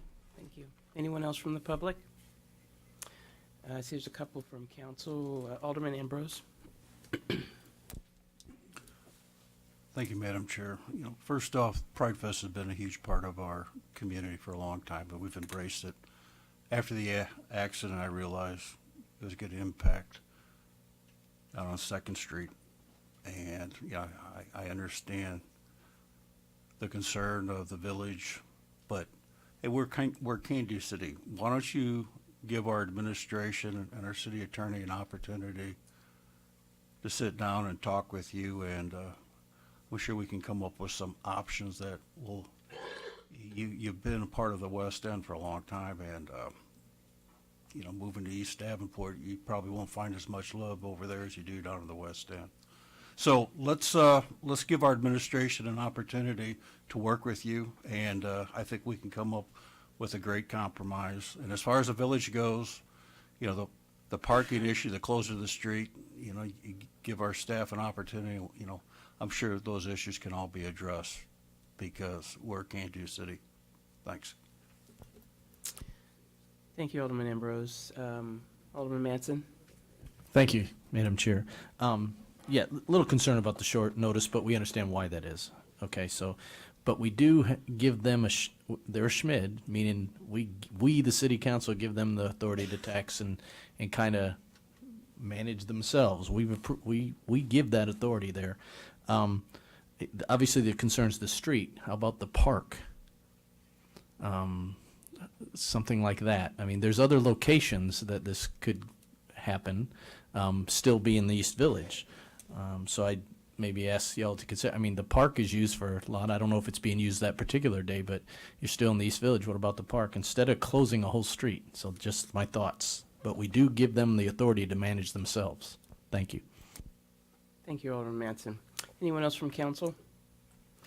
So I would like to suggest that the two groups get together and hash this out so you can come up with a resolution that fits for everybody. Street Fest is actually a wonderful event, and it is a moneymaker. So in a way, this is not a dialogue right now. Thank you.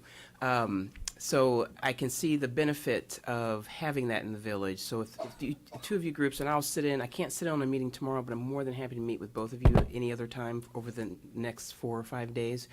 But let's come up with a resolution where it works for everybody, okay? So right now, this will remain on discussion for next week, okay? All right, no other commentary on that. We'll move on to the next section. Motion approving noise variance requests for various events on the listed dates and times. Tina Abbott, this is a fun one, 3239 East 18th Street, the Abbott Jews Wedding, June 9th, 2018, 4 p.m. to 10 p.m. over 50 dBA. That's great. It's a public notice. We can all attend. We should all show up. Section 5, motion approving beer and liquor license applications. Was there anyone from the public that wanted to comment on the Abbott wedding? Anyone from council? I apologize. I missed that.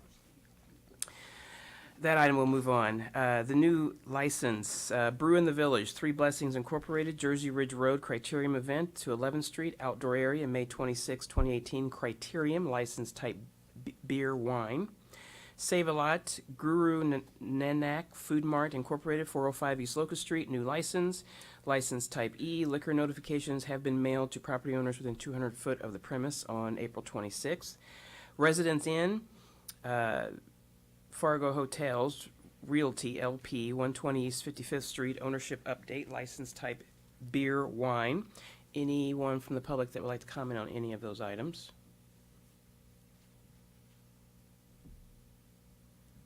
State your name and address and what item you're commenting on. My name is Nancy Chapman. I represent the First Presbyterian Church at 1702 Iowa Street. And I'm addressing the question of, or the application for the Save-A-Lot. I believe I understand all of the issues related to it, but when we received the notice, a member of our staff asked me to read a statement on her behalf because she couldn't be here tonight. The statement is from a woman named Timothy Horvath, Horvath. She is the Director of Christian Education at the First Presbyterian Church. She says, I cannot be here tonight due to another meeting in Moline, but I wanted to talk about one of the big concerns I have about allowing a liquor license to go through at Save-A-Lot. I typically clean our church grassy lots directly across from the Save-A-Lot multiple times a year in preparation for activities and events the children of our church and community participate in. Their numbers range from a dozen to over 200 at our events, which include everything from a huge Easter egg hunt to vacation Bible school. When I clean these areas, one of the main items I collect are glass liquor bottles, From bottles of Crown Royal to Coronas, I get bags full of them. We also have a fenced-in playground by use by the Boys and Girls Club of Davenport, as well as the community children. This playground has a cement floor, and heartbreakingly enough, people throw glass bottles over the fence onto it. Most children in the summer play in flip-flops and sandals, and these glass shards are everywhere when someone tosses a bottle. I guess my point here is that this occurs without alcohol being for sale across the street. I'm deeply concerned about the ramifications to our area children who play on our grounds year-round. Should alcohol bottles be more closely able to be purchased and subsequently disposed? This is a huge concern for me. As a matter of fact, it presents both a danger to any children playing in the area as well as to any adults who supervise these areas. Thank you for allowing me to take a brief moment to air my concerns. Thank you. Thank you. Anyone else from the public?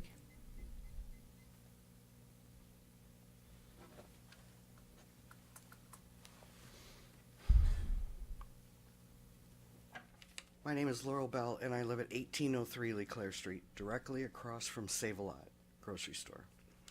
I want to start by saying we need this grocery store in this neighborhood. It is a must that it be there. But there are already issues that are not being addressed by the people who now own the store without there being alcohol sold at the store. We have people laying in the parking lot, intoxicated with either alcohol or drugs. We have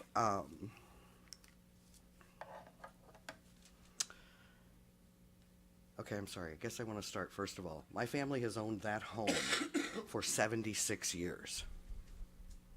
This is our family home. It was bought by my grandfather. My brothers and sisters and I were all raised in this home. And when my father passed away at the age of 99, 2 years ago, I went back to take care of him. And the thought was to sell the home when he passed away. And my children and my grandchildren would not stand for selling that home because has been such a part of their life and a part of mine. And so my daughter and her grandchildren and I have now moved back into the home, and we are raising the 5th generation in this home. But the issues already are that there has been graffiti sprayed on the store, and nothing was done, and I had to call headquarters. There's been F words sprayed on the store.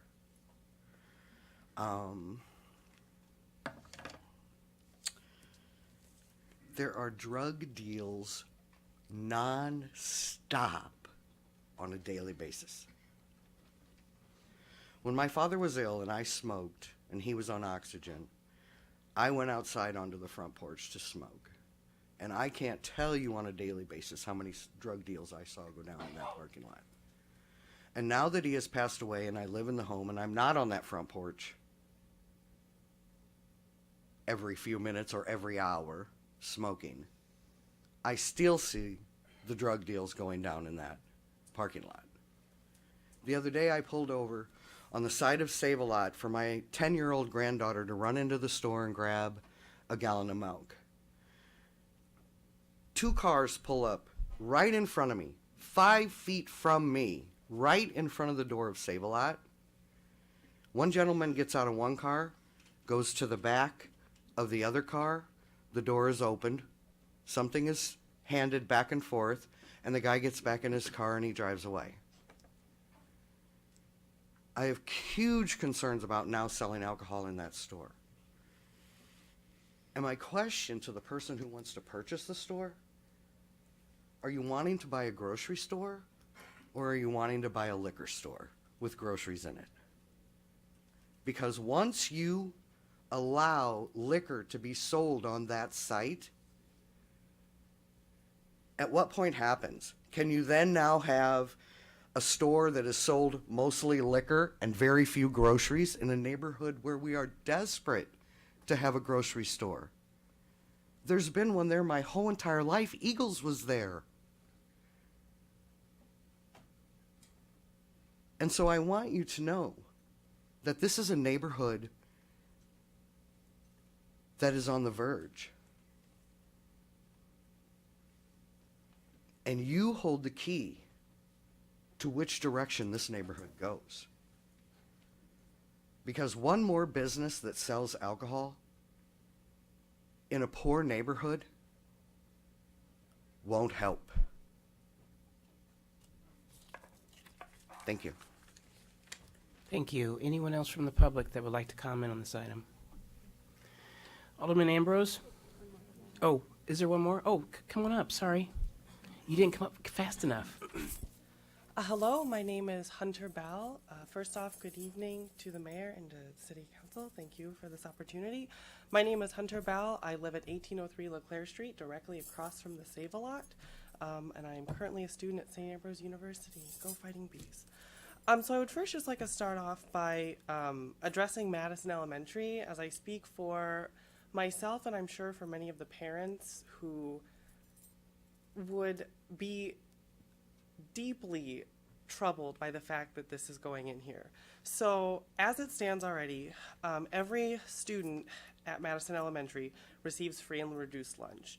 And so that in and of itself is a powerful statement offering insight into the financial status of the surrounding area.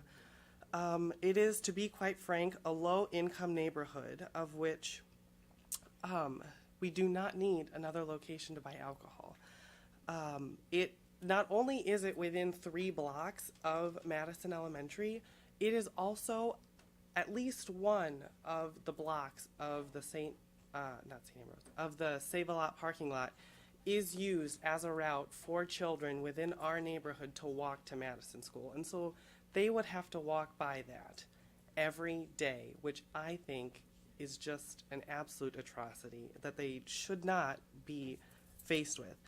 And then I would also just like to point out that within a surrounding area of Save-A-Lot, there are already 8 locations for you to buy alcohol.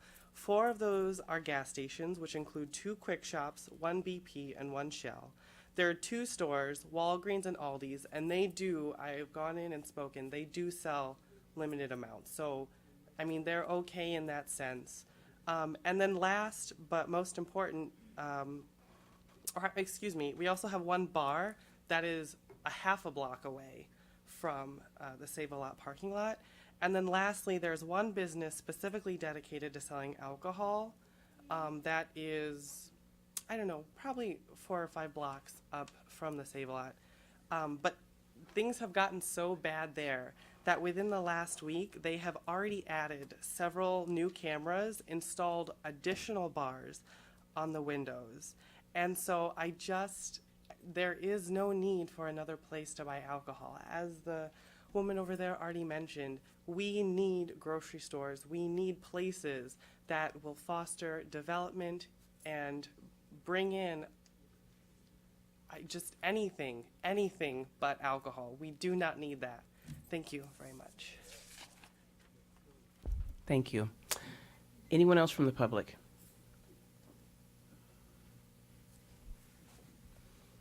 Good evening, Mayor and all the council. Okay, I'm the one who... Can you state your name and address, please? My name is Rajneep Singh. I live in 101 Harley Avenue, Anamosa. But I'm doing business here, and I have business in Rock Island too. I'm the one who applied for a liquor license because the property they're selling is worth more than what it should be. The grocery store sales, if I won't buy it, if I won't have a liquor in there, it would be shut down because it's not making their own payments. So it's hard to buy. I'm gonna have everything in there. I'm not making a whole liquor store. We adding a portion of it, like a Jewel-Osco, like Walgreens. It's gonna be still grocery store, but I want to add a liquor in there. So that's all I ask for. Thank you. Thank you. Anyone else from the public? Hi, Jeff. Jeff Weindrich, born in Davenport, live in Bettendorf. I'm also a member of the Hilltop Business Association Board and former member of the Hilltop Campus Village Board. I'm not here to speak pro or con. I'm just trying to reflect a thought of a grocery store that came up on Harrison Street that we recently had gunshots across the road from, and that I don't know if it met the conformity of a real concept of a grocery store, but it met the legal terminology that our previous council was working with. I have a family that used to own the Eagles there, owned the building, and the neighborhood needs a grocery store. The economics are the economics. It's new money that came into the community to buy the building. It's applying based on the guidelines that exist in our ordinance. I think to cast dispersion on how they're going to run their business before they get the opportunity is not correct. I'm optimistic that someone that spends the large amount of money, not a small amount, to acquire that site is not going to steward it in a fashion that's not going to be economically productive and in support of the community that they rely upon to buy their product. And you know, it's kind of a two-way street. You don't run a business in a neighborhood that makes the neighbors upset. I think that the council should give this business the opportunity, and I would welcome the investment into our community. And that's just my thought. Thank you. Thank you, Jeff. Anyone else from the public? Seeing, all right. Briefly. I just wanted to say that I would find it really interesting that that Save-A-Lot store has lost money all the years that it has been there. It would be really shocking to me that someone would continue to run a business in a neighborhood that continued to lose business. And I would love for the person who buys the Save-A-Lot store to live in the neighborhood, right across the street. That would really make me happy. Thank you. Anyone else from the public? Seeing no one from the public, we have a couple of council people. Alderman Ambrose.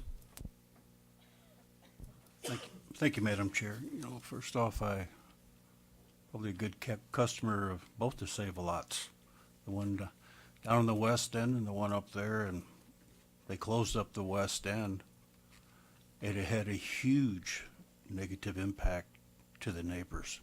You know, they just couldn't continue losing money. And I know that people have plans on investing, you know, a lot of money up on Locust Street.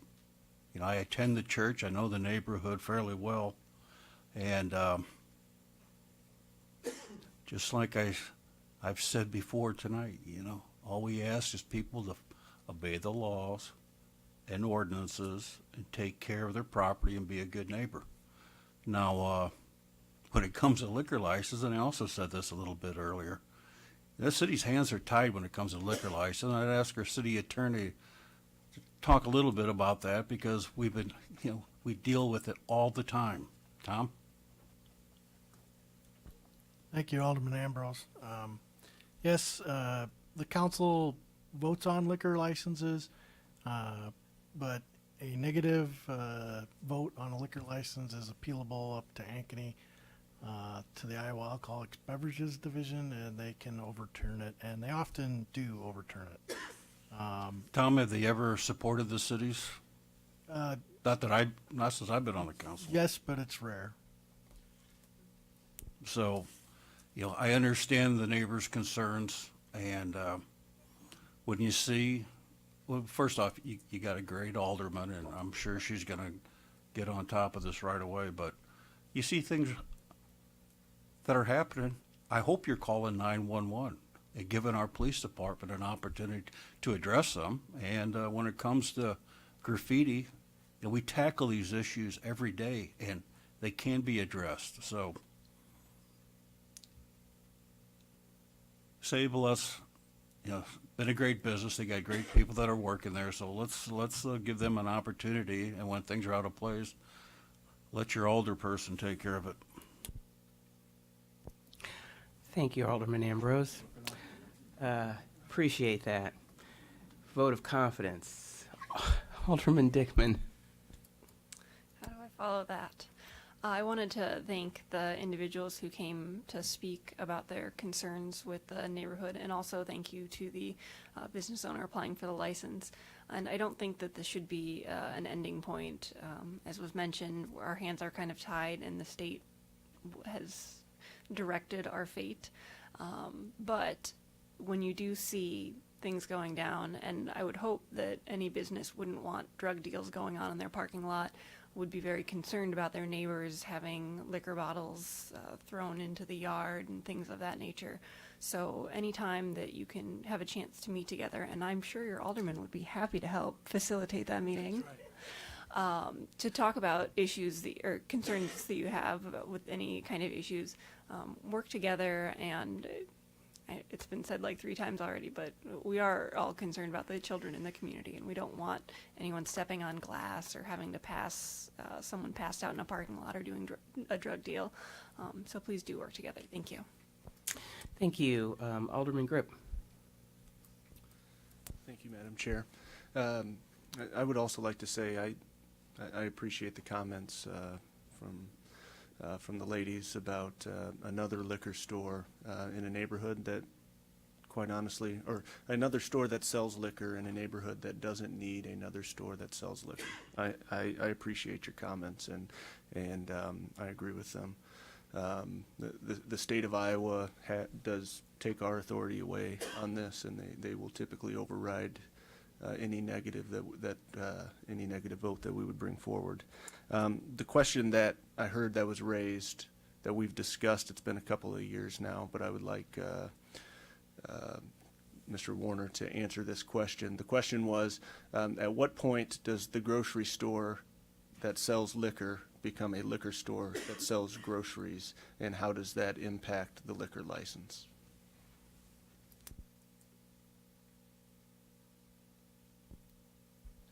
Thank you. We do have criteria on the definition of what a grocery store is in our code.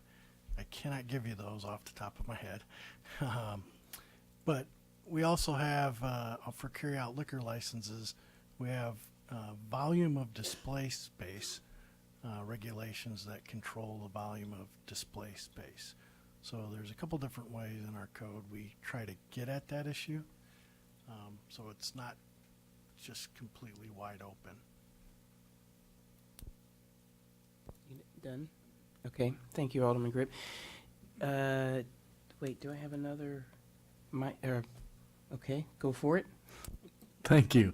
Just curious, are you planning on security cameras or things to help, sir? Do you have those now, or are you putting those in? Before you start? Because that would be helpful. A lot of times when people come to us and we have this debate, if they're helping with some of the issues that people talk about, and that helps us. So if you're saying you're doing, I'd love to hope. Okay, thank you. Thank you. Any other commentary from council?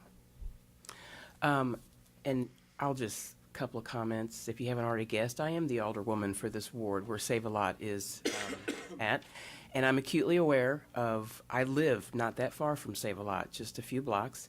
I am acutely aware of what potential increased alcohol availability will do to the neighborhood. That is not lost on me whatsoever. But you have to understand that this was a private transaction. The owner of Save a Lot passed away. This gentleman purchased the building. Liquor licenses are issued by the state. That's it. So the upside is that we have a new business owner coming into the community. I'm hoping that with the urban revitalization that will be happening at Iowa and Locust, that you'll be on board for that. And I know I have your cell phone number now because you've called me a couple of times. I have you in my phone. So I look forward to working with you and cleaning up Save a Lot so that it's better than what it was in the past with the former owner, so that you can be the owner that the neighbors that live across the street can brag about. So let's you and I keep in touch, and the neighbors, I mean, I'm your ward alderwoman, so give me a call. So no other commentary on that? I'm losing track on the agenda. We've taken all this time. So, all right. Where'd I leave off? Residents in? Did that one. You're up to item 5B. Oh, good. Annual license renewals. There's just one. Quad Cities River Bandits. Normally I don't read that, but it's only one. So there you go. 209 South Gain Street, outdoor area license type C liquor. And that's it for public safety this evening. And I would ask Alderman Condon to set an agenda. No. All right, with that, I move to place the street closure for Street Fest under 3 on the discussion item and all other items on the consent agenda. There's been a motion and second. All in favor? Any opposed, same sign? And we're done, Mayor. Thank you, Alderman Rawson and Alderman Congdon. We now will move to our third area to be discussed is Public Works, and Alderman Ambrose will lead that discussion. Alderman Dunn will set the agenda. Thank you, Your Honor. Well, we got some good news tonight. I'd like to have our Public Works staff come up and talk about all the great public works projects we have going on, and stay focused and don't get lost in the presentation.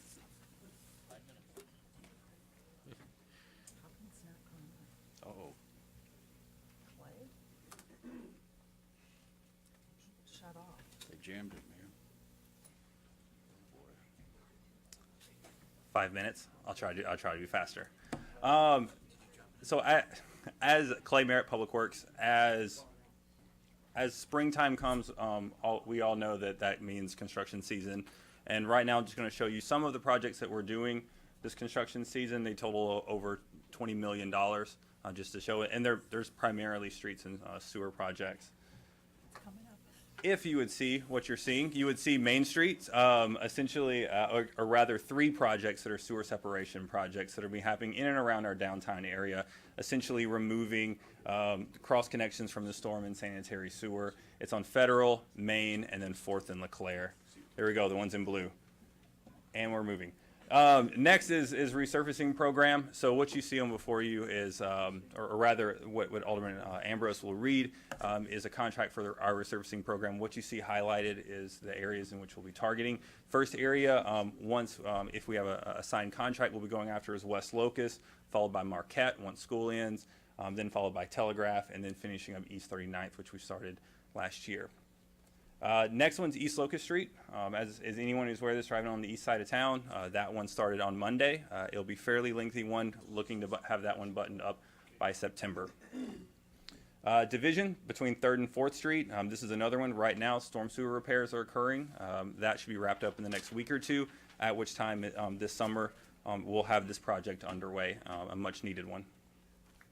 Next is our micro surfacing program. The City Council has already approved over about a $500,000 program for this year. Once again, what you see highlighted right here is the streets which we'll be doing, and that will be occurring around June or July. We need a certain heat, or rather a certain temperature for this to really stick. Next, 5th and Western. So this is the project's going on right now. It'll be completed this month. They're actually laying brick right now. It's looking really good in case anyone wants to go take a look at it. Rockingham Road. This project primarily was completed last year. Right now they're finishing up sidewalk work, and that will be done by the end of this month. The last section of Veterans Memorial Parkway, Jersey Ridge to I-74. Phase 2, which is roughly between Elmore and Jersey Ridge. They just finished up the storm sewer and earthwork components of the project. We're going to start pavement preparation for that. The intersection work will begin in July. Have that project wrapped up by the end of the construction season. The extension of West 76th Street follows kind of the same path as Veterans Memorial Parkway. They just kind of finished up storm sewer installation and earthwork. They're going to start pavement preparation this month. Main Street Landing, so in 5, so the very first start off of our Main Street Landing program will be this one. The civil engineering side, Phase 1, will be out to bid this week. Phase 2, which will put all the beautiful things on top of it, will be going out later this summer. And lastly, EICC improvements. This is actually one that the first public hearing you had today was for item number 1, which is in the far left corner. Items 3, 4, and 5 are already under contract and underway. Item number 2 will commence once 3, 4, and 5 kind of wrap up. That way we're not clogging all of the logistics support of the industrial center. And with that, that's over $20 million worth of road and sewer projects. If you have any questions, I'll be glad to answer them. So Clay, these projects are great projects. They're exciting, but it's important, as we always have to do, reach out to the neighbors, explain it so they're all on board with it, and make sure they have contact information. Yes, sir. So if there's a challenge, they'll know who to contact and get these projects wrapped up as quickly as possible so we keep the impact to our neighborhoods and businesses to a minimum. Thanks, Clay. Okay, the first item is an ordinance amending Chapter 13.34 entitled Stormwater Management by updating stormwater detention and water quality treatment requirements, increasing stream buffer distances and new developments, clarifying drainage easements language, adopting the unified sizing criteria, removing the use of other office restrictor plates or outlet pipes, and restructuring subsections for clarity. I'm going to read the next one, then I'm going to ask staff to come up and talk a little bit about this. Number 2 is a first consideration of an ordinance amending Chapter 13.38 entitled Construction Site Erosion and Sediment Control by updating definitions and redevelopment of topsoil and correlating application procedures, informations with Chapter 13.34 Stormwater Management. Staff?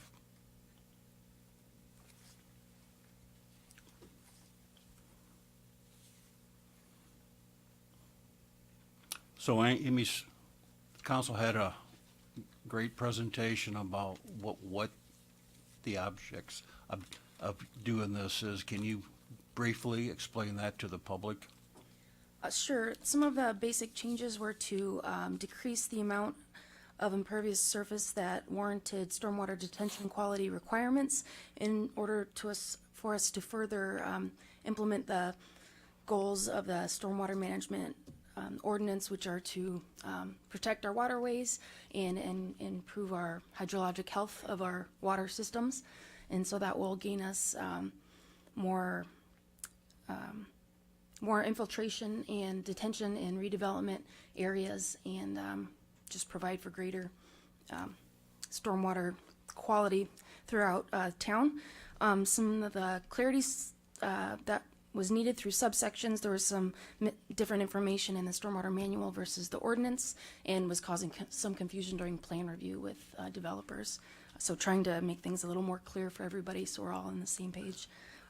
Increasing some stream buffer easements from 30 feet to 50 feet correlates with some of the identified regreening and corridor and buffer enhancement items that have been identified in other watershed assessments to help our watersheds have a greater health. The unified sizing criteria is just a different method for sizing release rates for detention basins. Before we had they were only sized for the 100-year storm, which is about a 7-inch rain, and it released at a 5-year rate. So if there was a storm less with maybe between 2 inches and 7 inches, a lot of that got released without any detention or quality treatment. So we're trying to catch more storms and different intensity levels. So there's less being released to our streams at once to help kind of reduce or at least pause any increase in stream degradation, which we've all seen in all wards. So, Amy, Davenport always tries to be the leader in stormwater management, and everybody wants to have clean water, and this is going to have a significant impact to our efforts. And I think we had talked about this in the past. It's important that the people that do developments are very aware of what this is, and I know you've made an effort, and I don't think the attendance or the involvement from our developers was as strong as we would have liked it to be. So I can encourage you to continue to reach out to them, because there's some significant requirements that come in on this. So. Sure. Yep, and just to reiterate, we did have a call to all of our contractor and engineering firms with Robin Dunn's, she's got a communications list for a public meeting. We had one person show up for that. We had an engineering and construction update conference. There was an attendance of about 100 or 120, and a lot of good discussion and questions from that. And then there were a couple other outreach efforts. We have done our due diligence to try to get that information out there, and there have been some questions and concerns we've tried to address through those. Thanks, as well. Amy, for your leadership. All right, I'll read the rest of the agenda and ask for public input. Number 3 is a resolution approving the contract for traffic signals at Utica Ridge Road and Veterans Memorial Parkway project from the Davenport Electric Contract Company in the amount of $181,755. Number 4 is a resolution approving the plan specifications, form of contract, and estimated cost for the intersection improvement project at Northwest Boulevard and Hillendale Road. Number 5 is a resolution accepting the agreement with the Iowa Department of Transportation for the Traffic Safety Improvement Program project for the Northwest Boulevard at Division Street intersection improvements and authorizing the mayor to sign the agreement. Number 6 is a resolution approving the plans, specifications, form of contract, and estimated cost for the FY19 sanitary sewer lateral repair program. Number 7 is a resolution accepting the Brady Street sewer repair and resurfacing project. Number 8 is a resolution approving the change order 4 and 6, subject to the Iowa DOT concurrence to the contract with Valley Construction Company for the Veterans Memorial Parkway project from Jersey Ridge Road to Interstate 74. The change order amounts to $184,000. Number 9 is a resolution awarding the contract for general street resurfacing of several locations to Hawkeye Paving Corporation of Bettendorf, Iowa, in the amount of $2,130,852.50. And the last item is a motion approving the purchase of 2 ADA accessible single-stall restrooms for replacement at the Lower Lindsay Park and Slattery Park from National Joint Powers Alliance. The total amount is $87,370. Anybody from the public? Mr. Chairman, Jeff Weindrich, Bettendorf. Number 9, the $2 million+ contract to Hawkeye Paving. Concrete cutting creates concrete dust. Concrete dust in a lung, especially a child's young, our citizens, is not a good health factor. I believe, and maybe staff can tell us, that it's appropriate to use water when you cut concrete. Unfortunately, this particular company, I have personal experience that they like to cut corners in that department, and I hate to be the guy that has to pick up the phone as I drive through the dust or I see somebody cutting. Just a short while ago, I saw I'm cutting by a parking lot that's used as a school play area, and dust was going middle of the day. So I would hope, as they get $2 million worth of work, that they do it in a OSHA safe manner, and they also do the protective things that protect the citizens that are paying for it, that shouldn't be, drive through and get dust in their car, but more importantly, dust in their lungs. Thank you. Thanks, Mr. Wondrick. I agree, and that is a violation, and our staff has reassured us that that won't happen. Anybody from the council? Alderman Dunn, please set the agenda. I make a motion to put items number 1 and 2 on discussion and the remainder on consent. All in favor? Opposed? Second?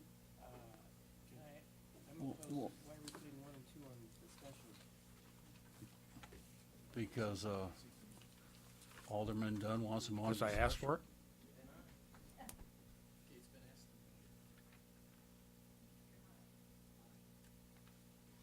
Opposed? Okay. Set the rest of the agenda then? It sounds like it passes, Mr. Chair. Yeah. Okay. We have a motion and it was seconded and we had in favor. Is there any question on that? I think okay. Then we're going to move on to our last area to be discussed is finance. Alderman Tompkins will lead that discussion and Alderman Guinness will set the agenda. Thank you, Your Honor. We only have a few items tonight. I'm going to start with number 1, which is a first consideration, an ordinance amending various sections in Chapter 2.86 entitled Administrative Hearing Procedures. This is in regards to waiving appeal fees for families and individuals who meet the income requirements. Anyone from the public have any comments on this? Anyone from council? Mr. Ambrose. Alderman Ambrose. Okay. Anyone else? Thank you. This item will move forward. Number 2 is a resolution fixing a meeting date for the hearing on the issuance of not to exceed $27,500,000 in general obligation corporate bonds, Series 2019. Anyone from the public wish to comment on this item? Anyone from council? This item will move on. Number 3 is a resolution relating to financing of certain projects to be undertaken by the City of Davenport, Iowa, establishing compliance with reimbursement bond regulations under the Internal Revenue Code. Anyone from the public wish to comment on this item? Anyone from council? This item will move forward. And number 4 is a resolution setting a public hearing to convey city-owned parcel M1055D99 to adjacent property owners at 1429 West 46th Street. Petitioners are Cameron and Shannon Moore. Anyone from the public wish to comment on this item? Anyone from council? I ask Alderman McGinnis to please set the agenda. I make a motion that we move all items to the consent agenda. Have a motion and a second. All in favor? Any opposed? Same sign. Great. There's also a list of items that for purchase, informational purposes only. So back to you, Mayor. Thank you. Thank you very much, Alderman Tompkins and Alderman McGinnis. We have some other ordinance resolutions in motion. Is there a motion to suspend the rules to vote on the following resolution? So moved. It's been moved and seconded to suspend the rules. Is a roll call, please? Cluel, Yes. Tompkins, Yes. Dunn, Yes. Ambrose, Yes. Condon, Yes. Rawson, Yes. Dickman, Yes. Mattson, Yes. Grip, Yes. McGinnis. Yes. 10 yeses, Your Honor. Thank you very much. Now we have a resolution approving the 90-day extension of the moratorium on and changes in business licenses in the Rockingham Road corridor between Division and South Concord, where new license represents a substantial change from the previous use of the City of Davenport as petitioner. As amended, ladies and gentlemen, just to make sure we have that. Any comments from the public? Move the consideration. Thank you. All in favor, roll call, please. Tompkins, Yes. Dunn, Yes. Ambrose, No. Condon, Yes. Rawson, Yes. Dickman, Yes. Mattson, Yes. Grip, Yes. McGinnis, Yes. Cluel. Yes. 9 yeses, Your Honor, 1 nay. Thank you very much, Jackie. Let's see, any public with business? Adam?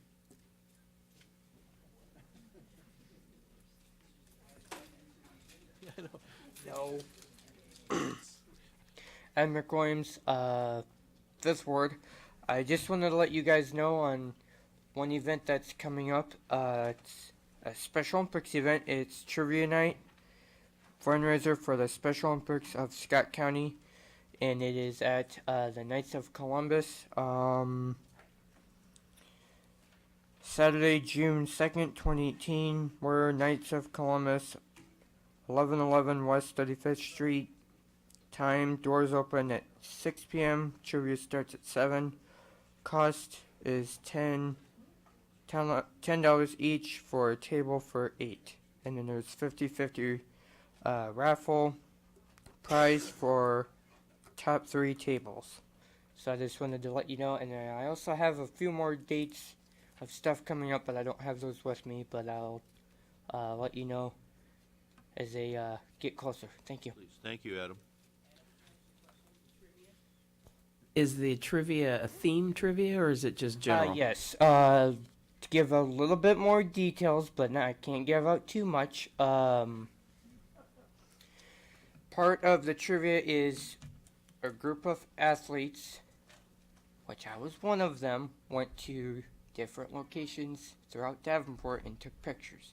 Now, I cannot reveal those locations, but if you do come, you'll be able to find out. Okay. And it's a fundraiser to support our Special Olympics team that is going to, I believe, Seattle Wow, for great. the World Games. Well, thanks, Adam. Thank you. Anybody else from the public?